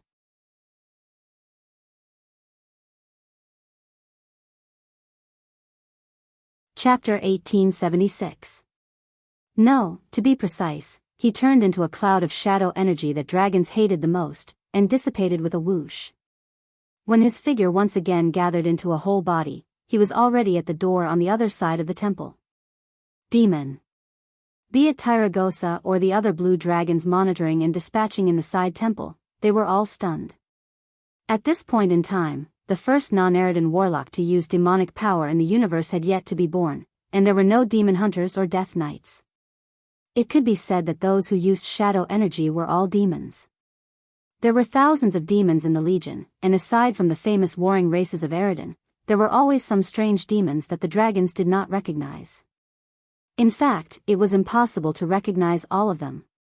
The Burning Legion had destroyed thousands of planets, and there were many who thirsted for power who were willing to become vassal races, or even dead leftovers like a few kittens. In any case, the Azeroth creatures had determined that those who used dark and shadow energy were enemies, and there was no escaping. Kill him. Tyragosa pushed off the ground with all 4 limbs and spread her wings, leaping high into the air. She accelerated in midair and pounced at the strange blue dragon person. Beside her, there were also 2 adult blue dragons that reacted and pounced forward. They were extremely resentful. This was a great humiliation. Allowing the evil demon to cross 5 or 6 layers of defense and sneak into the core area of the Dragon Sleep Temple. Be it the patrols outside, the dragon people guarding the periphery of the temple, the draconians guarding the main door, the adult dragons at the door of the side temple, or even the runic protection circle of the Titans, none of them noticed anything amiss. If not for Tyragosa's vigilance, the demon might have even made its way to His Majesty Malygos, and that would have been a nightmare. Unexpected things happened again and again. Originally, the blue dragons thought that this demon, who was disguising himself as a blue dragon person, was going to assassinate Malygos. Tyragosa was thinking about how to stop him from killing his way into the Dragon Slumber Temple's main hall of the King of Magic. Who knew that the other party would play a little magic? It was a vivid illusion. When she and a few other blue dragons rushed over, they were shocked to find that they had been tricked, and the real enemy had rushed in the opposite direction. When they chased after it again, the other party actually used the magic gate of the Dragon Sleep Temple. As Telegosa rushed through a door she had passed through thousands of times, she was suddenly struck by a violent electric shock. Tens of thousands of volts of ultra-high voltage electricity hit her hard. Although her strong magic resistance offset most of the damage, the electric current that spread all over her body still knocked her down. The unlucky blue dragons at the back started foaming at the mouth and fainted on the ground. Zzz, zzz, zzz. At this time, the entire Dragon Slumber Shrine rang with the alarm of an intruder. In a large hall in the core area of the temple, 2 ancient red dragons raised their heads vigilantly. After half a second to confirm that it was an emergency alarm that signified that the enemy had infiltrated the temple, they immediately entered combat mode. Go and ask what's going on. Reloraz. The ancient red dragon called Reloraz immediately asked through the magic mirror. After receiving a reply, he turned his snake-like neck. There's trouble at the blue dragon's side. A shape-shifting demon disguised as a blue dragon entered the core zone. No one knows what that demon wants to do, but we have to be on high alert before that demon is destroyed and proves that the Dragon Sleep Temple is safe again. At this moment, the majestic doors of the hall opened with a bang. The one standing at the gate was a blue dragon that looked very small. Careful! Enemy attack! Without another word, the two ancient red dragons immediately unleashed their dragon breaths. Something that left them utterly shocked happened. The other party clearly understood the red dragon's attack patterns very well. Just as they took a deep breath and prepared to unleash their dragon breaths, the blue dragon had already begun to charge. As the two dragon breaths intersected and shot towards them from the left and right, the strange blue dragon leaped high into the air. The giant dragon was certain that that wasn't a blue dragon's movement, it was too light and graceful. He did a front somersault 3,650 degrees in the air, and his tiny body actually seemed to be riding the wind and breaking the waves. Stepping on the rising fire elements, he flew straight towards the center of the hall, where a silver disc was enshrined on a small platform. Not good. Stop him. One of the giant dragons swung its sharp claws, its dark red, sharp claws drawing a piercing gale. The other giant dragon swung its tail, and no one could imagine how the blue dragon was going to dodge that ridiculously wide area attack. Unexpectedly, the blue dragon person actually did an unscientific double jump. As if stepping on the flames of dragon breaths, he dodged the two giant dragons' physical attacks in an unscientific arc. At this moment, the only thing that could stop him was the Titan runic magic circle set up on the platform. The two of them were in despair. The Titan runic magic circle that they had high hopes for was supposed to be the nemesis of demonic creatures. The power of that magic circle was so great that its first attack alone could definitely knock down a mid-tier void lord. However, nothing happened. The Titan runic magic circle flickered and shone with a gentle blue light. That was the light that recognized the blue dragon as an ally who was allowed to enter. Impossible. The two giant dragons exclaimed in shock. There was no justice in this world. Just like that, the blue dragon got the platinum disc as if he was performing acrobatics. Time seemed to be completely frozen at this moment by something called fear. Bye-bye. The blue dragon made a gesture of waving goodbye and revealed a human-like smile. Naturally, such a smile was a complete mockery to the two ancient dragons. Without giving them time to react, the blue dragon immediately activated Flash. In the world of Azeroth 10,000 years later, any mage could use this move. But at this time and place, this move had scared away the souls of the two ancient red dragons. Magic was not common in this world, and only the dragons and the high elves truly mastered magic. However, there were many magic restrictions in the Dragon Sleep Temple, which were high-end things on the level of the Titan runic magic circle. Apart from existences on the level of the ancient blue dragon, no other giant dragon could use it at all. Under the double suppression of the Dragon Sleep Temple spatial restriction and magic restriction, even the strongest of the dragon race could only use the most basic melee and dragon breath. This guy who looked like a blue dragon was really going to ascend to the heavens. However, this guy treated the Dragon Sleep Temple as his own backyard and was very familiar with it. The group of giant dragons chased him for 2 circles before losing him. After hearing the news, the 5 great dragon aspects were both shocked and furious. Traitor. There must be a traitor. Maligos was almost mad because the other party had perfectly broken the magic restriction that he had personally set up. This was like slapping his dragon face with a slipper. What did we lose? Alexstrasza asked coldly. A platinum disc that was prepared to be used to make the dragon's soul. At this moment, the Earth Guardian dragon, Nesario, looked unnatural.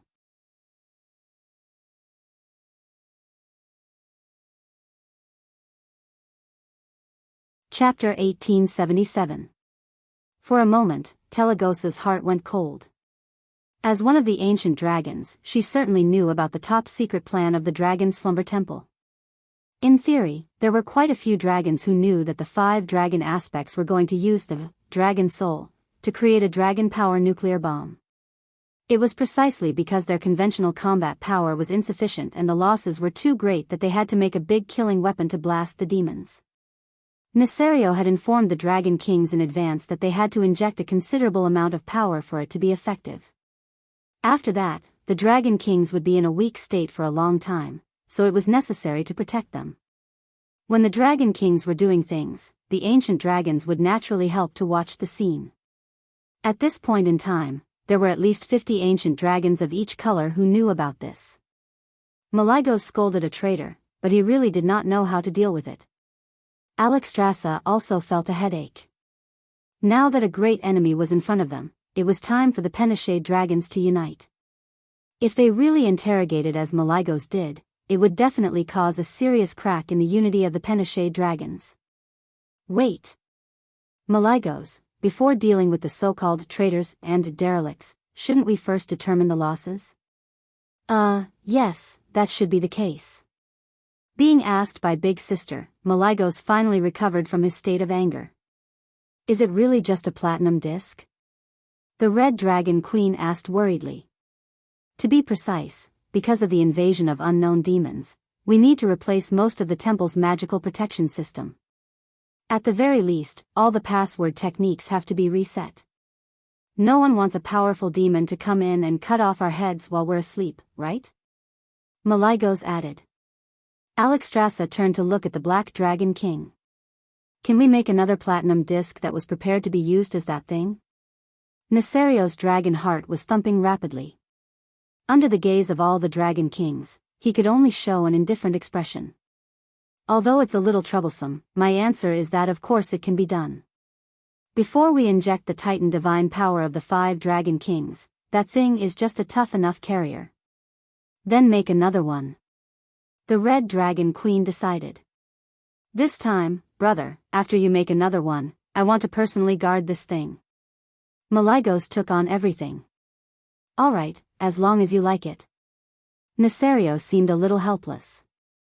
At the same time, on the peak of the snowy mountain where the Ice-Crown Fortress would be built 10,000 years later, Queen Sylvie and Sal finally saw Duque.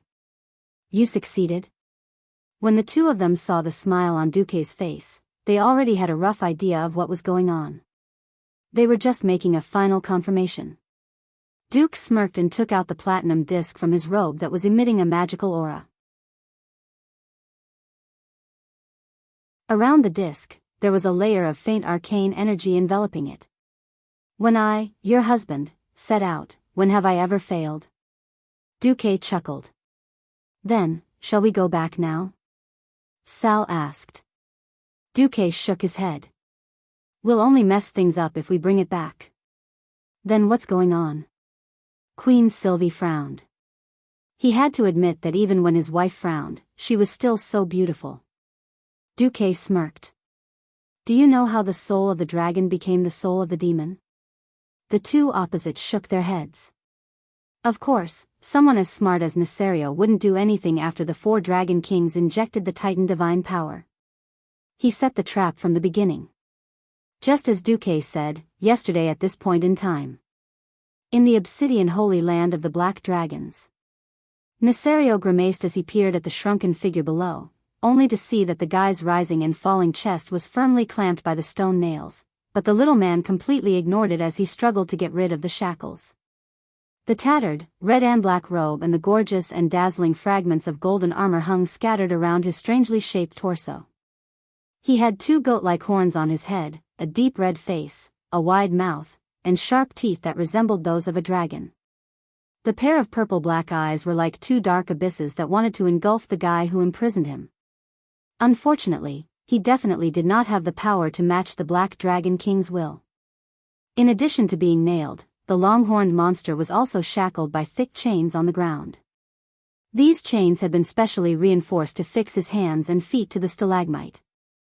The prisoner's mouth moved a few times from time to time, as if he was shouting something, but no sound came out. However, he didn't give up, especially when he saw the dragon approaching. Immediately, the prisoner's angry, shrill, and incessant curses rang out in the secret chamber. My lord Sardras will make the black dragons bleed like a river. He will make your skin into a trench coat and wear it. He will feed your flesh to the dogs. He will seal your soul in a bottle forever and torture it wantonly. Nesario blinked and used a spell to make his Void Lord prisoner lose the ability to speak again. In order to capture this mid-tier Void Lord, the Black Dragon King and his subordinates had put in a lot of effort. The Black Dragon King raised his big claw and focused. After a while, a golden light flashed in his palm. The light gradually became dazzling, and even the captured Void Lord stopped cursing and stared at what Nesario had summoned. The golden light was just a sign, and then a disc appeared, still shining with golden light. But surprisingly, its structure was unusually simple. Even the night elves could easily capture a small creature. The disc was like a large ordinary gold coin, wrapped in a round shell that shone brightly. This kind of unexpected design was all Nesario's idea. If he wanted this divine rune to complete its mission, it should be inconspicuous and frightening. He brought the platinum disc in front of the Void Lord to let the fanatical and powerful Eridar wizard see what was waiting for him. However, the Lord showed an indifferent expression. He glanced at the dragon and the disc from head to toe, his eyes full of mockery. Nesario looked at his reaction. The Eridar Lord did not notice the powerful magic in the platinum disc. He was very satisfied because even the most cunning demon lord could not see anything, which meant that the other dragons would not be able to see anything, until they could not turn back and it was too late for regrets. The Earth Guardian dragon flicked its claws, and the disc emitted a golden light that illuminated the demon's forehead. In an instant, a ray of red light dyed his face red. Then, a mysterious rune jumped out of the platinum-colored disc and entered his body with a whoosh. The Black Dragon King opened his terrifying mouth full of fangs and spoke in a language that could not be heard in the mortal world. Every word was filled with the strongest evil aura, and even the demon shuddered.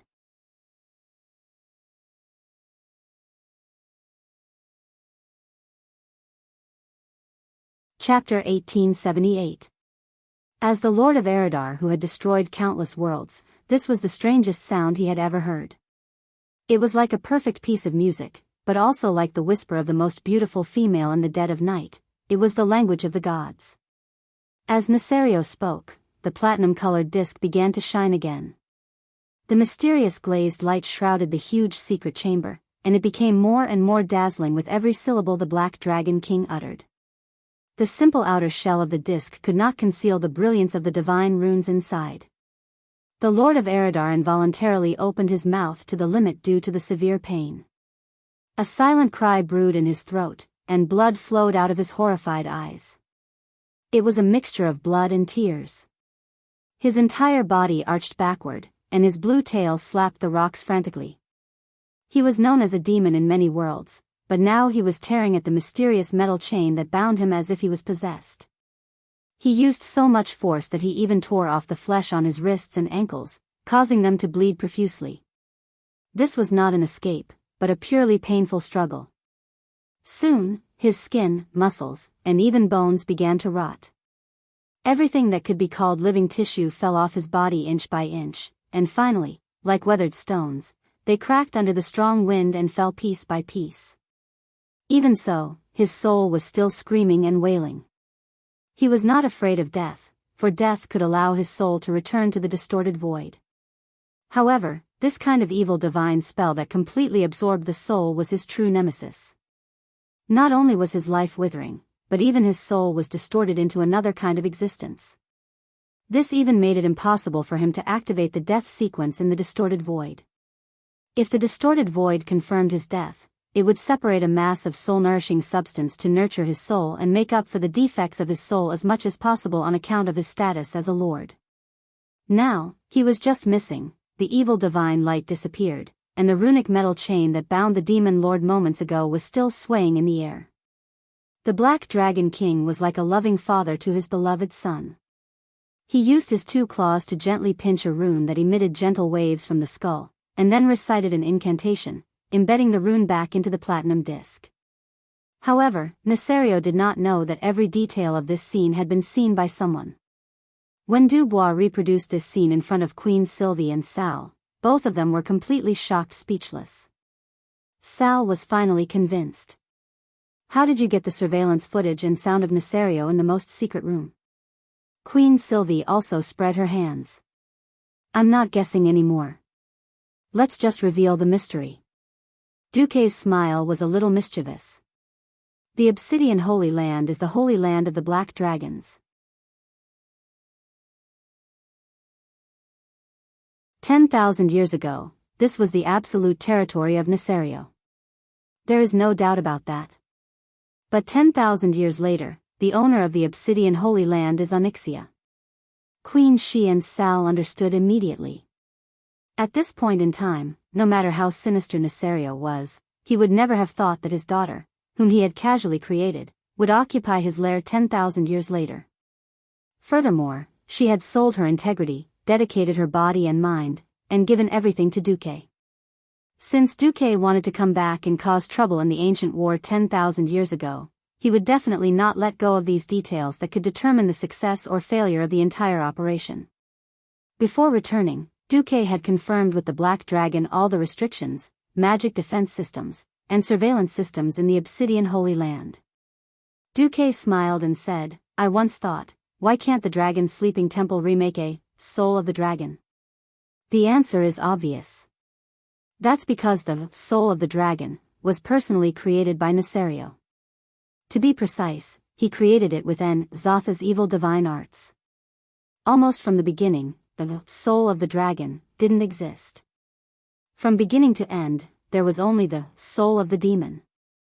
Sal continued Duque's train of thought. We can't just take the soul of the demon back like this.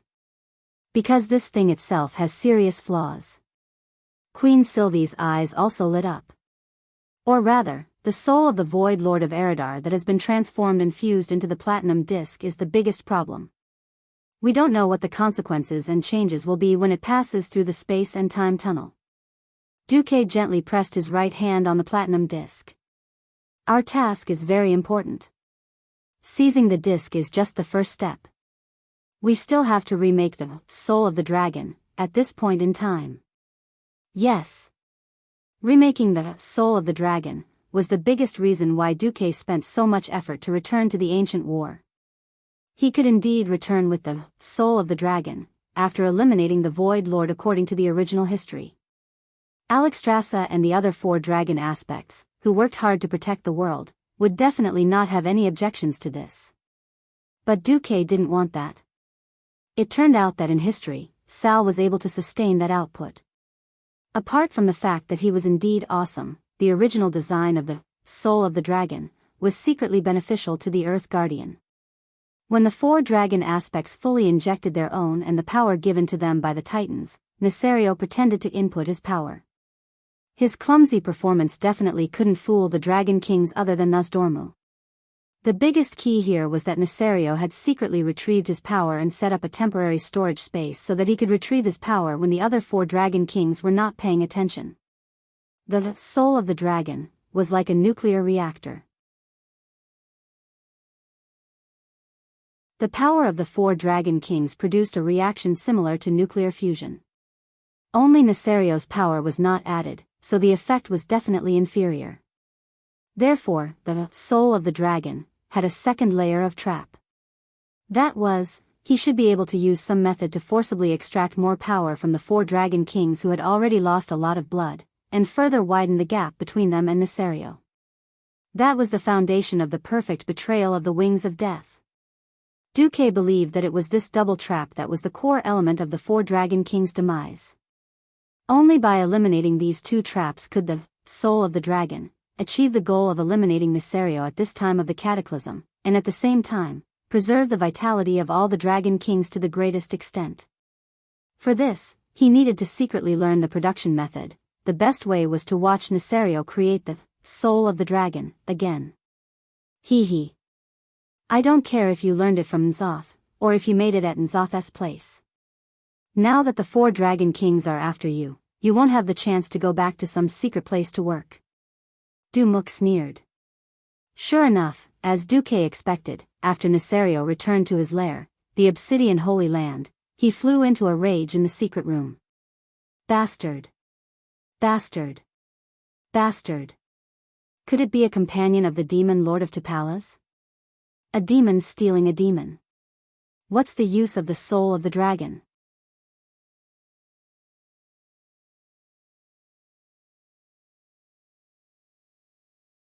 Chapter 1879. At this point in time, Nesario was not that arrogant. He had indeed been driven crazy by Zotha's murmurs of the ancient gods, but he did not have the capital to be arrogant. In terms of fighting ability, there were at least 4 others who could fight as well as he could. Little Nizi's true uninhibited love of showing off had to start from his success in tricking his siblings and destroying the hot-headed Maligos and his Blue Dragon Legion in one fell swoop. Now, he was just a scheming dragon king. No matter how scheming he would not have thought that the magic defense system of his lair had already been completely destroyed by Duze. Duque was also very cunning. He knew that dragon kings were very sensitive to things like spying. Not to mention malicious gazes. Little Nizi, who now had a guilty conscience, would immediately give up on recasting the soul of the dragon at the slightest sign of trouble. What Duque used was passive sensing. He used the magic defense circuit of the Obsidian Holy Land to record the fluctuations caused by Nesario's every move in the secret room, and then recreated it in his mind with the system. Perception was a very mysterious thing to say. In fact, it was the same as the human body. When the wind blew, the hair and skin on the surface of the body would feel it. If there was a stove or an air conditioner around, it would still feel hot and cold. No matter how small the movements of such a huge black dragon were, it would still be earth-shaking in the ears of people. And as the earth aspect dragon, Nesario itself was a high-energy reactive body. As long as the surrounding magic defense system could receive all signals about the inside, it was no different from Duque standing next to Little Nizi and watching him do it. Of course, at this moment, under the gaze of Queen Sylvanas and Thrall, Duque was just a strange person who was meditating like an old monk. Oh, it's starting. Is that so? And it's based on the Titan runic magic circle technique. I see. The characteristics of the other dragon kings were removed, and only the parts related to the dragon were absorbed. A reaction furnace made with life, dream, time, and a magic that seems to have 5 attributes, but in fact only 4? Is this the genius of Zoth or the genius of Nesario? Just like that, Duque muttered as if he was in a trance for a full 36 hours. It wouldn't take that long to create a simple soul of the dragon. The key was that Nesario needed to capture a strong enough backup demon. If it was just to steal power, there was no need for any demons. If he wanted the platinum disc that contained the power of the 4 dragon aspects to degenerate into an evil divine artifact, then it would be necessary. Nesario was in luck. After all, ever since Maligos freaked out and said that he wanted to find the traitor, the Dragon Sleep Temple focused more attention on the Blue Dragon Legion. After all, it was the Blue Dragon's subordinate Draconians who made the mistake, and it was also the Blue Dragon's fault that the magic defense system was broken. Big shots at or above the ancient giant dragon level generally believed that the other 4-colored giant dragons did not have that level of attainment in magic. After all, dragons preferred to use their bodies and talents rather than pursue magic at the expense of essentials. The Black Dragon army frequently attacked at the front lines, which was seen as a sign of responsibility. Although a few of Nesario's capable subordinates were a little confused, they still followed the boss's instructions and captured a beginner Void Lord at the cost of a moderately injured ancient giant dragon. Nesario repeated the steps in front of Duque as if he was teaching an experiment. Queen Sylvanas protected Duque, so that Duque could feel more at ease and turn on the system genie at full power, analyzing the role and reaction of each rune and divine incantation. Finally, 16 hours after Nesario's success, Duque let out a long sigh. I know what to do. What do you want us to do? Duque turned to Sylvanas first. First of all, your task is to isolate your aura. I want you to provide a complete aura shielding array for us to modify the soul of the demon at the location of the Ice Crown Fortress in the future without alarming the Dragon Sleep Temple and Al-Akir. Queen Sylvanas frowned. It's going to be quite a commotion, isn't it? Why does it have to be here? Because the real source of the magic ley line here is the Well of Eternity. Although the Well of Eternity has shut off the output of magic to the outside, it is actually only the main ley line that is closed. There are still some small magic tributaries that form the hidden magic ley line. I can't rebuild the magic net at this point in time during the ancient war, so I can only use the ready-made ones. What about me? Sal asked. Your task is more important.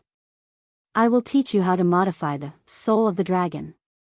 Take note, this thing is about as difficult as you using a tomahawk to operate on a mosquito. Although your failure will not cause any big explosion, I will have to forcibly snatch the soul of the dragon again. History will even change greatly because of this. At that time, Nosdorm at 2 points in time will definitely find trouble with us. I will try my best. Sal was quite calm. Duque looked up. The last thing is the timing. We have to choose when the 5 Dragon Kings inject power into the soul of the dragon. Only then will the 5 Dragon Kings not have a chance to cause trouble. Okay. The two responded in unison. The history of the ancient war seemed to be continuing according to what a certain someone was familiar with. The Burning Legion, which was endless and of incomparable quantity and quality, began to gain a greater advantage on the battlefield.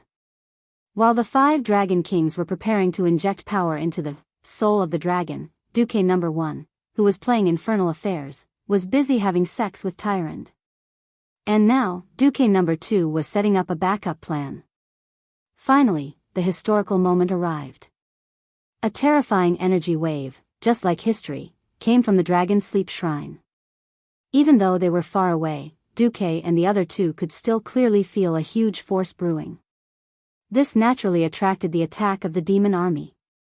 Tens of thousands of terror guardians and doomsday guards rushed towards the Dragon Sleep Shrine. Bright lights and shadows flashed everywhere in the sky. Be it the demons or the giant dragons, they all fell down like dumplings. On the platform at the top of the Dragon Sleep Shrine, Nesario, who was pretending to inject power, suddenly felt his heart palpitate. He exclaimed a name in his heart, Tapalas. The name of that demon lord.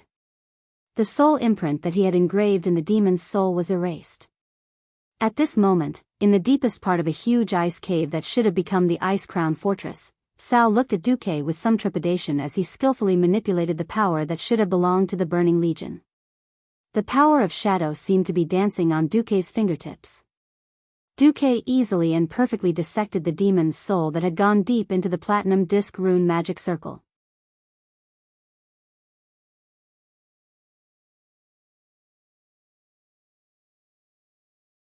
Chapter 1880. Dumuk poured cold water on Sal's head and told him that there were only 2 beings on the entire planet who had the original Titan runes. One was the current Blue Dragon King, Kalegos, and the other was Duque. Without the permission of the Sleeping Dragon Temple, Duque wouldn't even let Sal see it. The 2 ancient dragons immediately agreed and flew towards the mountain where the Ice Crown Fortress would be located in the future with more than a dozen adult dragons and a group of young dragons. Of course, he longed to master this magical and sacred power, but Duque had no intention of teaching him. He was captured purely to work for him. This was the Ice Crown Fortress in the future. There were actually several caves leading from the snowy peak to the underground. Later, Natazul and Arthas, who became the Lich King, ordered the Cryptarachni to dig and reinforce the caves, eventually forming an underground passage connecting the Ice Crown Fortress and the northwest of the Dragonbone Wilderness. The entrance of the passage was the famous Gate of Divine Wrath in the future. Not only did Duque give the platinum disc to Sal, but he also snapped his fingers and directly projected a magnified projection of the platinum disc in midair. The 2 dragons approached the mountain cautiously, one in front and one behind. Queen Sylvanas immediately understood. When Nazristas approached the snowy peak, he was the first to find a problem. Brother, did you notice that the elements here are a bit abnormal? That's also a relief for me. You will never imagine how insidious and vicious Nesario, who claims to be the guardian of justice and this world, is. This was simply venting. This Eridar demon vividly described the brutality and despicableness of the Black Dragon King. After a series of actions similar to a toothpick picking his teeth, Duque announced, "Okay, this thing is clean, it's up to you now." This amount of work had long exceeded the imagination of mortals. "Sal, you need to change the circuit here. Then, replace the Titan runes here, here, and here with these runes. Note, these are Titan runes. The smallest rune is made up of thousands of small runes that are constantly rotating. You need to use the power of the earth to replace these few key runes." Nazristas frowned. "It's a bit narrow here, send a young dragon to take a look first." After doing it continuously, Sal felt that he was very much like the old orc grandmother next door who specialized in sewing holes in his clothes and repairing his armor when he was a slave gladiator. Ha, oh, okay, what? He actually has Alexstrasza's dragon seal token? Forbid the Red Dragon clan from approaching that place? What made Sal grumble the most was still the Titan runes. Thrall and Queen, she looked at the soul that they should have loathed and hated.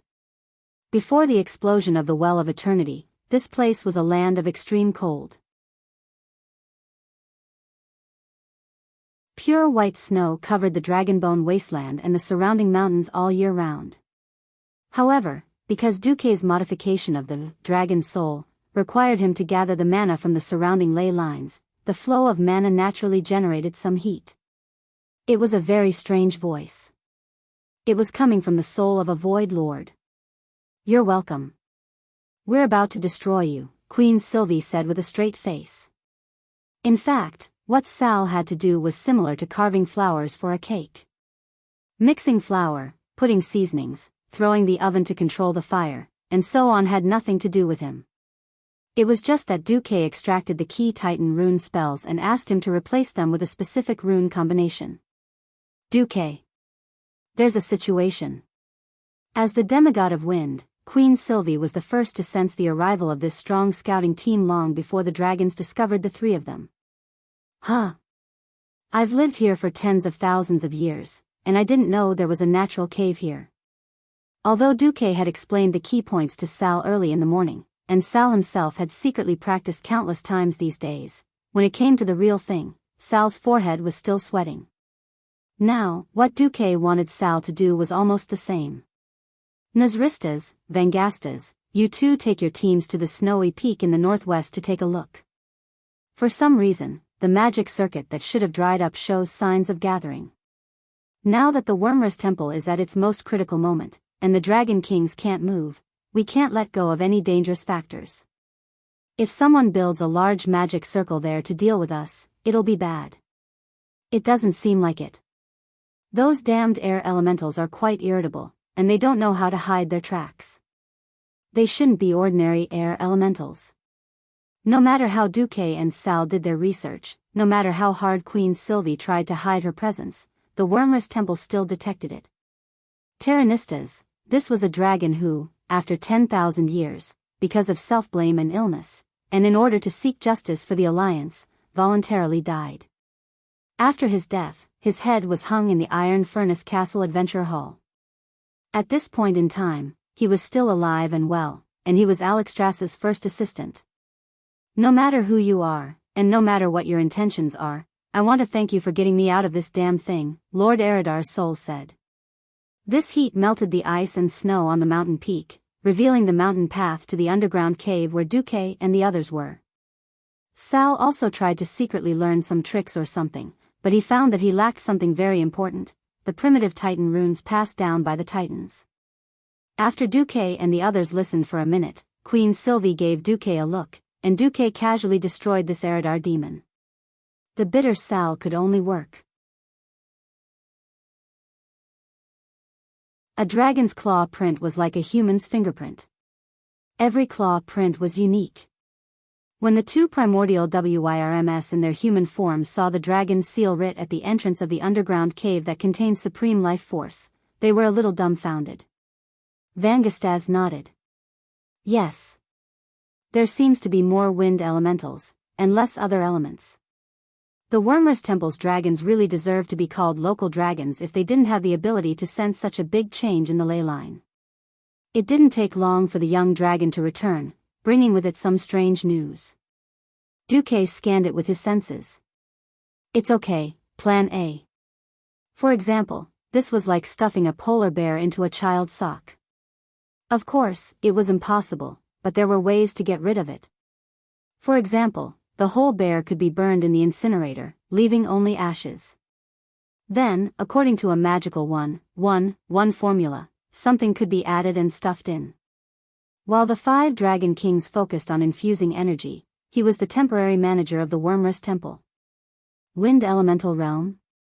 This was Sal's contribution to saving the world. If he didn't do it well, the tribe might be destroyed later. Sal couldn't ask for more.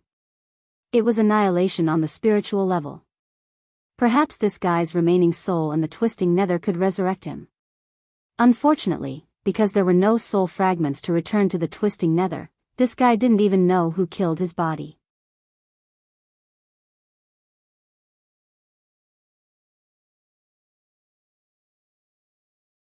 Chapter 1881. In the name of Alexstrasza, the guardian dragon of Azeroth appointed by the titans of the Pantheon, I declare that this place is forbidden to the Penishade dragons. Anyone who trespasses this place without the Dragon Seal scroll personally issued by me will be considered a declaration of war against the Dragon's Slumber Temple. A series of large, flamboyant words were written with claws. The words were written in 3 languages, Draconic, Elvish, and Troll. When the 2 ancient colossal dragons saw these words, they were dumbfounded as well. Of course, they could feel the abnormal energy fluctuations in the depths of the cave. But they were more troubled by the warning signs. There's definitely something wrong inside. But that's still Her Majesty's handwriting. That strong aura of life has a faint sense of destruction. There's no way it's wrong. Then what do we do? This is too big. I'll go back and report it to Terranistas personally. You stay here with the other dragons. After returning, Terranistas also had a huge headache. The magic fluctuations there were too strange, too abnormal, and there had to be such a thing. It was simply asking for the dragon's life. Left with no choice, Terranistas found the second-in-command of the various dragons and explained the situation. He said to the Blue Dragon Queen, Syndagosa, and the second-in-command of the Bronze Dragon, Anachronos. Now that the 5 Majesties are at the most critical juncture, as jointly appointed by the 5 Majesties as the acting chief of the Dragon Slumber Temple, I give you an order. Ignore Her Majesty Alexstrasza's Dragon Seal scroll in the cave, and lead the special forces into the deepest part of that strange cave to find out what's going on. I'll bear any responsibility. There was nothing wrong with this order, and the Penishade dragons were indeed uneasy and worried, so Syndagosa and Anachronos accepted the order.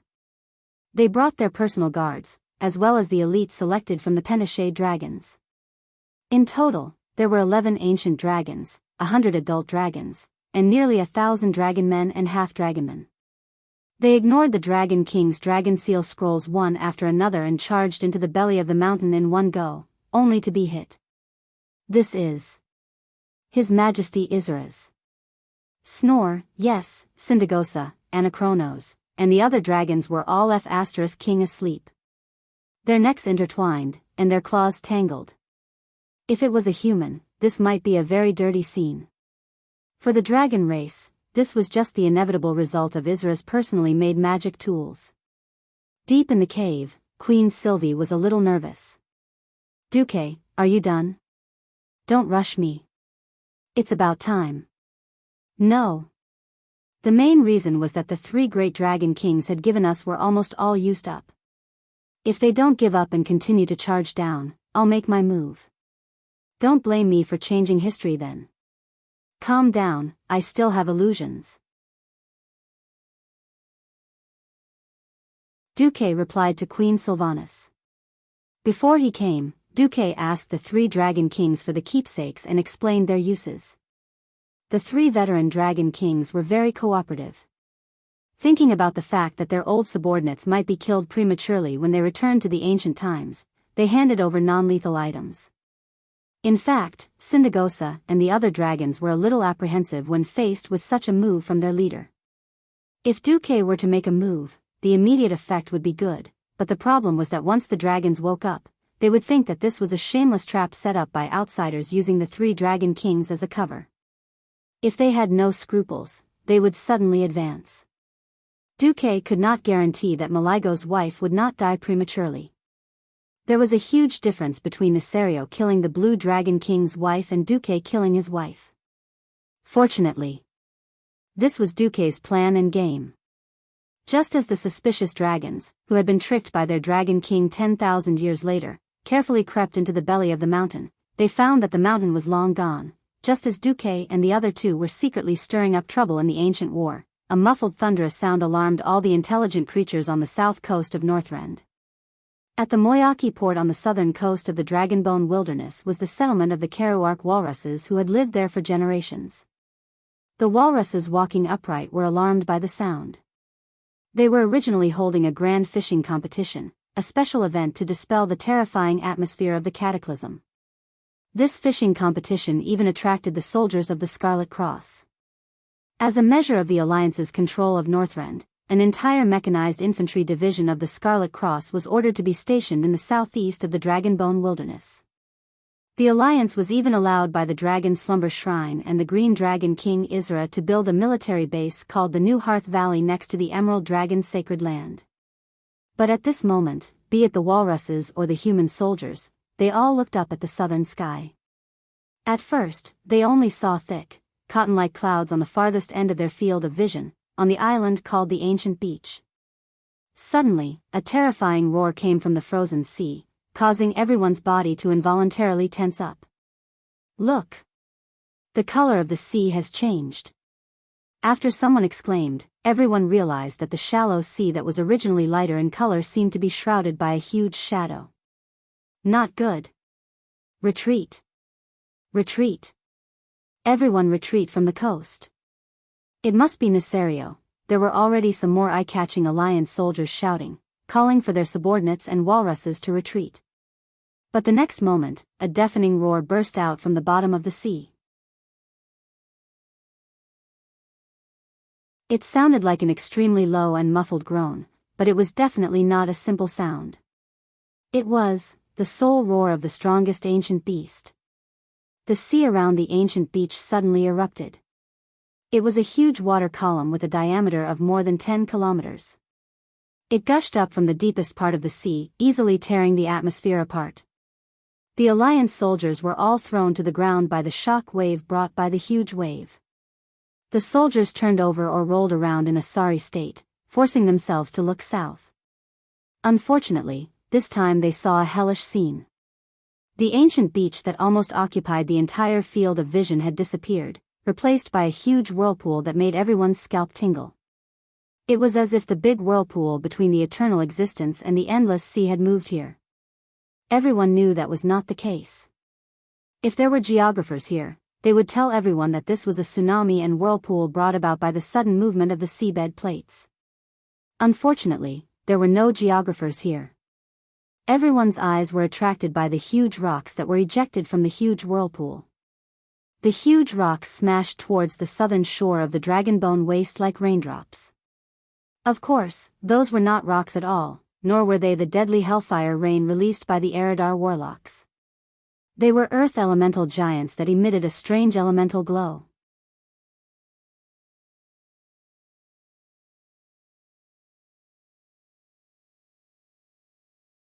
Chapter 1882. A large number of Earth elemental lifeforms have been discovered. The enemy has airdropped Earth elemental lifeforms in a cannon-like manner. 2,000, 3,000, 5,000. Unable to count, the rough estimate is over 10,000. The Wormrest Temple has sent a request for help. As the two largest bases in Northrend controlled by the Alliance, Utgard Castle and the Fearless Fort each had different functions.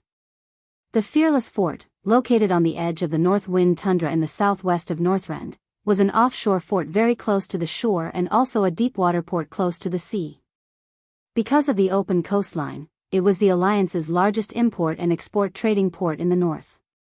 By encircling the sea and building a breakwater, it became the location of the Alliance's North Sea Fleet. A surface fleet consisting of 181 destroyers, 40 cruisers, and 12 battleships, in addition to the 44 flying battleships arranged on the northern coast of the Fearless Fort, formed a powerful mixed fleet. As for Utgard Castle, located in the center of the Howling Fjord in the southeast of Northrend, it was transformed into an air base that could be connected through the Dagger Sheath Bay and was surrounded by mountains. Usually, there was only a medium-sized flying battleship stationed here, and the number of ships never exceeded 100. But ever since the Alliance occupied Northrend, this place was built to accommodate 2 standard flying battleships of the Alliance. At the time of the Throne Conference, the Alliance leaders didn't understand. From a common-sense point of view, Northrend no longer had any so-called enemies. The world's 2 most powerful guardians, the Wormrus Temple and Otter, were here. The only enemy that could be considered the Scourge had been erased, and even the current Lich King was on their side. Even if Duque only requested that the several air bases built around Utgard Castle only have berths and not too many supporting facilities, this still made the Alliance leaders puzzled. After all, leveling the land, paving roads, reserving fuel cabins, setting up security areas, sentry towers, and other things would still cost money and manpower. Naturally, Dumuk had his own halo before becoming a demigod, and he had repeatedly proven his foresight, making his name as the Peeper of Fate even more resounding, so no one really opposed it. In any case, even the cost of building the base was paid by the Marcus family, which would be deducted from the Alliance's membership fees. Duque said that if the base couldn't be used, then this debt wouldn't need to be paid by the Alliance. But everyone knew that a certain due would never make a loss. With the arrival of the new Great Maelstrom, Utgard Castle and the Fearless Fortress became the front lines of the battlefield. In the Fearless Fortress, all kinds of alarms were ringing, and the latest magic surveillance mirror kept outlining the enemy's silhouette. More than 1,000 earth elemental creatures have been discovered at the bottom of the sea, the monitor shouted.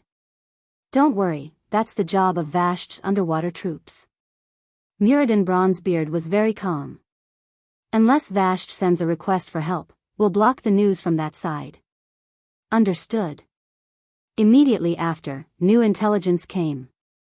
3 Neltharion clones were found, plus a group of twilight dragons, 800 adult dragons, 3,000 baby dragons, and the number is still increasing. Distance, 32,000 meters. Muradin tugged at his well-groomed beard. There are no dragons to cover us this time. Muradin turned to the 2 magic mirrors. Bulang, my good brother, do you think we should take that thing out? Bulang smiled and nodded. Second brother, without the help of the Wormrus Temple this time, if we wantonly deplete someone's griffins, he'll go crazy. Kudrin in the mirror next to him had a straight face. I only have 5,000 griffins, and it's 10 to 1. If you want to use the luminous barbarian dwarves, just say it. Muradin shrugged. Then use it. Anyway, Duque isn't here, so we have the final say. Everyone, listen up, switch to tungsten core armor-piercing bullets. The order was quickly passed down. Whether it was the fleet, the cannon positions of the Fearless Fortress, or the Naxxrama's flying fortress not far to the west of the Fearless Fortress, all the gunners got busy. Although both kinds of shells were placed nearby, it was still a mess to switch. When the Twilight Dragons entered within 10,000 meters of the line of defense formed by the 2 fortresses, thousands of cannons roared almost at the same time.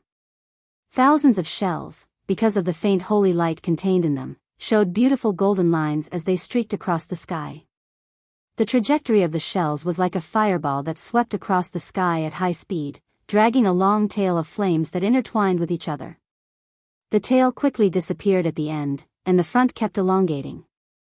One after another, layer after layer, it was as beautiful as the fireworks at the Winter Veil Festival.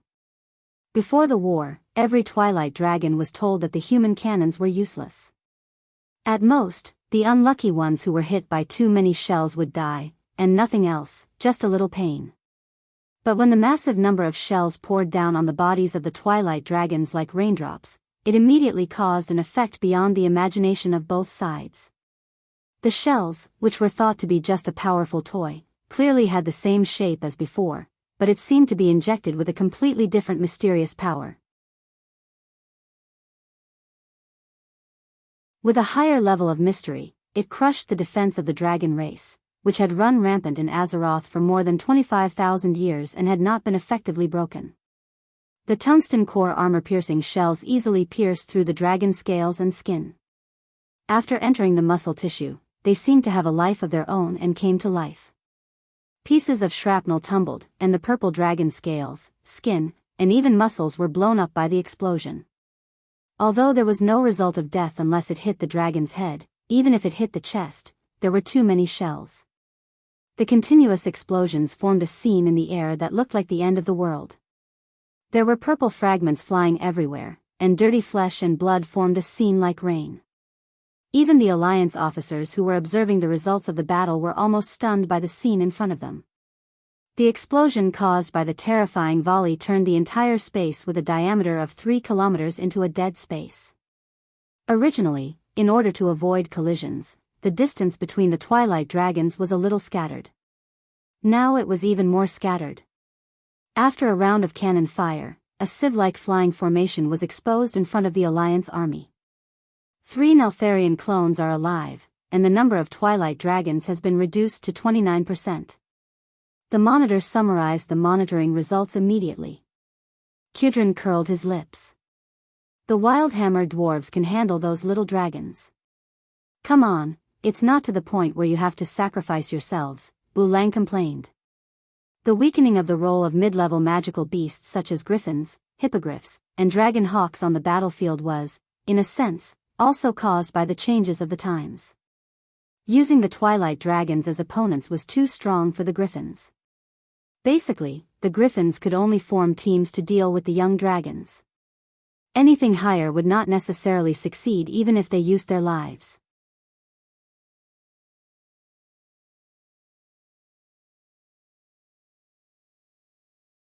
Chapter 1883. Muradin decided, 2 more rounds of volleys. Leave it to the other troops. A volley of cannons was good for dealing with densely packed enemies, but it would be a waste if the number of enemies was too small, or the spacing was sparse to a certain extent. Firing a volley of cannons was fun, but it was a pity that a round of cannons with nearly 10,000 shells would consume a kingdom's entire month's tax. No matter how Duque controlled the cost, even if he reduced the raw materials to almost free, the labor costs needed to produce the shells could not be eliminated and still had to be accounted for. There were cannons 5,000 meters away. For example, Naxxramas began to fire the new Longsong cannon, Death's Whisper, which had a caliber of more than 1,000 millimeters. At the same time, the fearless fortress below also began to drag out the Gustav cannon, which had shone brilliantly in the wrath of the Lich King. A Longsong cannon of more than 800 millimeters, no matter how much of a brake was installed, would cause an earthquake after firing. However, it was undeniable that the shells fired by this powerful Longsong cannon were the greatest nemesis of Neltharion's avatars, which had a strong vitality.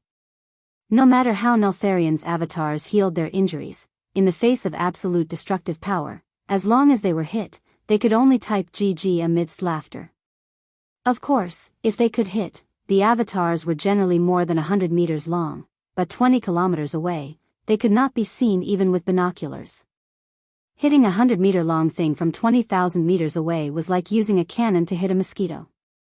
Hitting it was like losing everything, but not hitting it was the right thing to do. Since Wing's avatars also had decent mobility, they could often only be calibrated remotely and then fired. Rather predictably, Naxxramas had 12 main cannons of the Grim Reaper model, and Gustav had 20. There were 8 Gustav on the fearless fortress. The battle continued, and the enemy air force that was still unrelenting within 5,000 meters was handed over to the new members of the Alliance. I, Aurelia Windrunner, in the name of the Wind Elemental Queen, Sylvanas Windrunner, ordered to attack and destroy those wyverns. In the sky, the valiant big sister Windrunner raised her bow. Within a radius of several kilometers around her, countless small tornadoes rushed towards Wing's avatars and the Twilight Dragons. This was the advantage of the Alliance controlling the Wind Elemental realm. As long as he controlled the Wind God throne, there would be new Wind Elemental creatures born out of thin air at every moment. Wind Elemental creatures, or simply called Air Elementals, didn't possess a particularly high level of intelligence. Even so, they had basic intelligence and could only identify wind elementals and other creatures.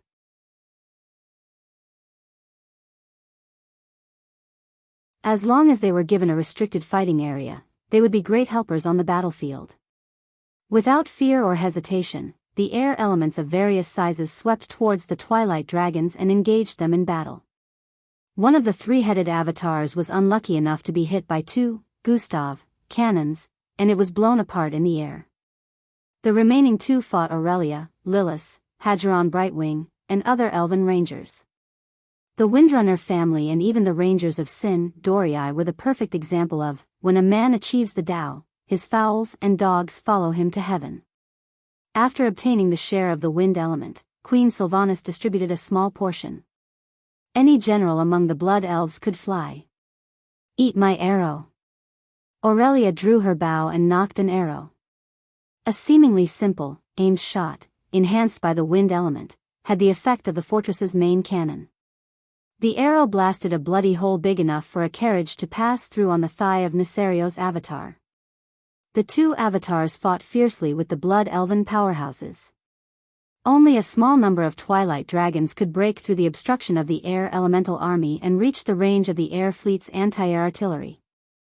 Tungsten core armor-piercing bullets were not only used for large-caliber artillery. The Alliance also had them for small and medium-sized artillery of 40 mm and above.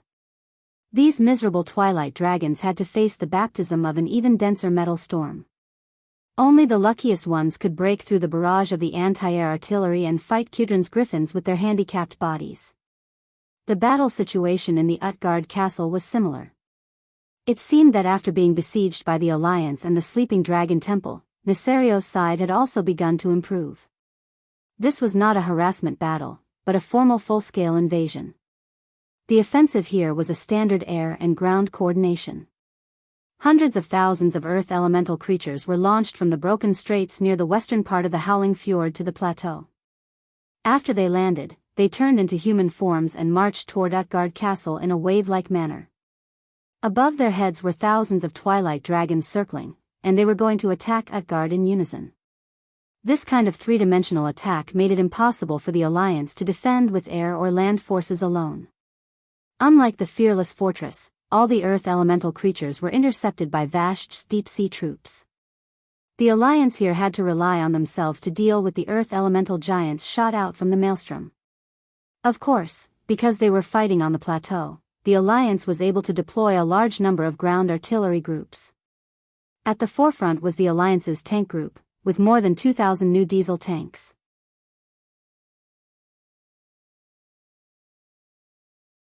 Not only were they equipped with anti-freeze oil, but they also began to warm up under the engine's corresponding lower armor after receiving the alarm. When the twilight dragons had not yet flown to the plateau of the Howling Fjord, all the tanks had finished warming up. If they used tanks to deal with the twilight dragons, they would definitely die miserably, so every tank was prepared with standard tank fortifications. The tank fortifications were generally divided into two sections, one for shooting, the other for concealment, and there was a passage at the back, which was a slope. In the shooting section, the turrets could be exposed to carry out observation shots. In the concealment section, the entire vehicle including the turret was below the horizon, and the rear passage at a 30-degree angle could be used to evacuate the fortifications and carry out maneuvers. Standard tank fortifications need to be carefully camouflaged, and must not reveal new soil. Nearby vegetation must be transplanted for camouflage to avoid being identified from a distance, and camouflage nets must be hung in the concealment section to avoid being discovered by aerial reconnaissance. A dwarf tank recruit repeatedly read the tank manual that was issued a month ago, and after reading it, the veteran next to him interrupted. "Kid, I've been serving in the Lightning Tank Regiment since the era of steam tanks. The tank manuals issued by the higher-ups are always so effective, and they are all written by our Alliance commander. But every Alliance general I know told me that Duke Marcus has never entered the cockpit of any tank. I can only say that our commander is a genius."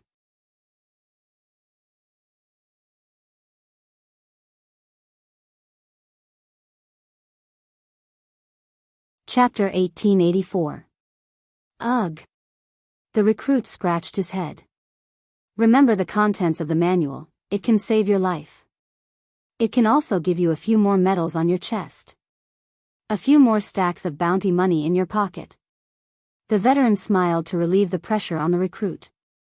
At this moment, the lookout shouted, "The enemy is within visual range." The recruit immediately placed his hand on the safety switch of the tank cannon nervously. At this moment, the dwarf, who was both a veteran and a commander, held him down. "What are you nervous about? The Alliance will never let the tanks fight the first wave. Infantry and cannons work together, we are considered infantry." As expected, the deafening sound of cannons bombarding came from the direction of Utgard Castle. Armor-piercing rounds and Type 3 rounds were not inferior to the momentum of the fearless fortress.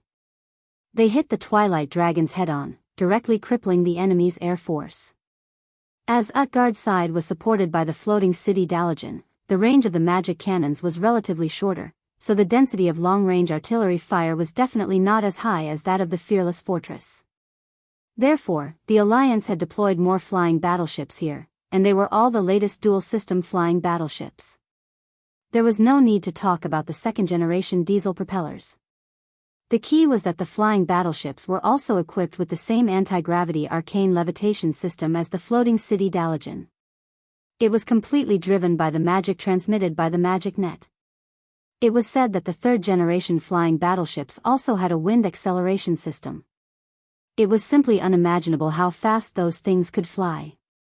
The improved Royal Brothel Group directly taught the dragons how to behave with an exaggerated hit rate. However, the main point here was the endless flow of earth elemental creatures flying to the plateau. William, who was in charge of Utgard Castle, gave the order for the tanks to fire freely after the heavy artillery plowed through the enemy's front line.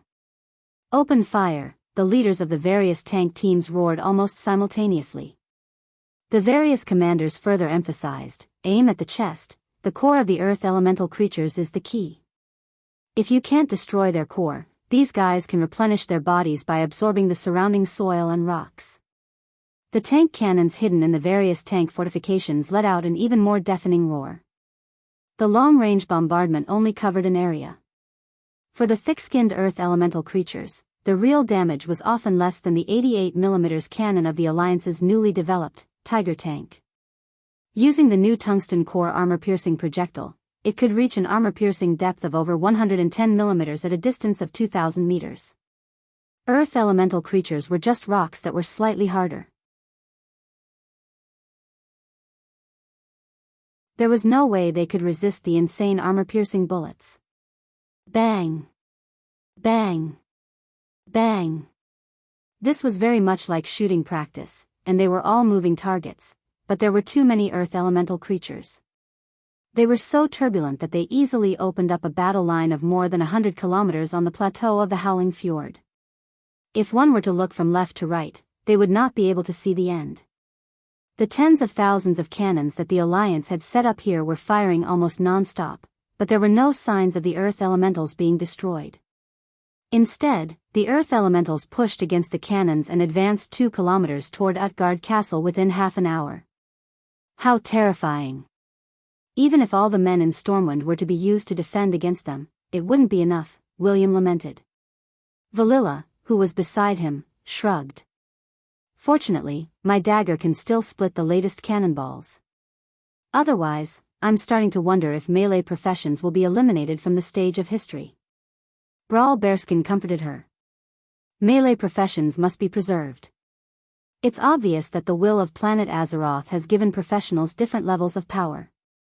This allows professionals to be superior to technology at certain times and in many fields." William waved his hand and turned to look at the flaming pharaoh in the magic mirror. "Kale, it's up to you now." "All right, leave it to me." Kale, that still had that gentle and refined look on his face, but everyone knew that everything was different now. Kale, that Sunstrider had become the new demigod of the Alliance 4 days ago. He and his Phoenix mount, AO, had been tempered in the Land of Fire and had been recognized by the will of planet Azeroth. Now, they had completely merged to become the demigod of Phoenix and Flames. He was under Duke's command, so he was a subordinate god in the standard sense. Kale, who was sitting in the second tallest mage tower in the Dalajan, raised his hands high under the respectful gazes of the Kirin Tor counselors and the middle-ranked pharaoh. Flames formed by phoenix fire slowly extended from his cloth shoulder armor. They did not burn his clothes at all. Instead, they were like a cape fluttering in the wind, fluttering behind him even though there was no wind. Kale, that's golden hair and eyebrows had long been replaced by bright red flame strands. These were all condensed from the purest fire element in the world. However, with his amazing control, every strand of hair was harmless, and its power was absolutely restrained. Even children who did not understand the elements or magic could easily pull it. It's cold. Enilis, the eldest princess of the Marcus family, had personally commented with a giggle. Kale, that's opened his hands slightly, and the cape behind him fluttered like a phoenix spreading its wings. An ancient elemental language floated out of Kale, that's mouth.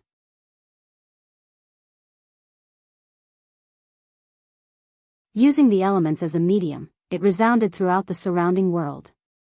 I, Kale, that's Sunstrider, as the representative of the Supreme King of Flames, Duke Marcus, order all fire elementals to attack every earth elemental in your field of vision. The war between the four major elements was known as the Eternal War. Perhaps there was a brief alliance, but most of the time, once they met, they would attack each other without saying a word. It was usually difficult to stop without fighting to the death. Even low-level elemental creatures with the most basic intelligence were like this. From the north to the south, along the front line of the Alliance's defense line, countless fire elemental creatures suddenly charged out of the flaming teleportation doors. Rushing forward was like burning rocks. The earth elementals, on the other hand, gave up on charging forward. They raised their huge fists and punched the fire elemental creatures. How could the earth elementals, which sounded tangible, be invisible fire elementals?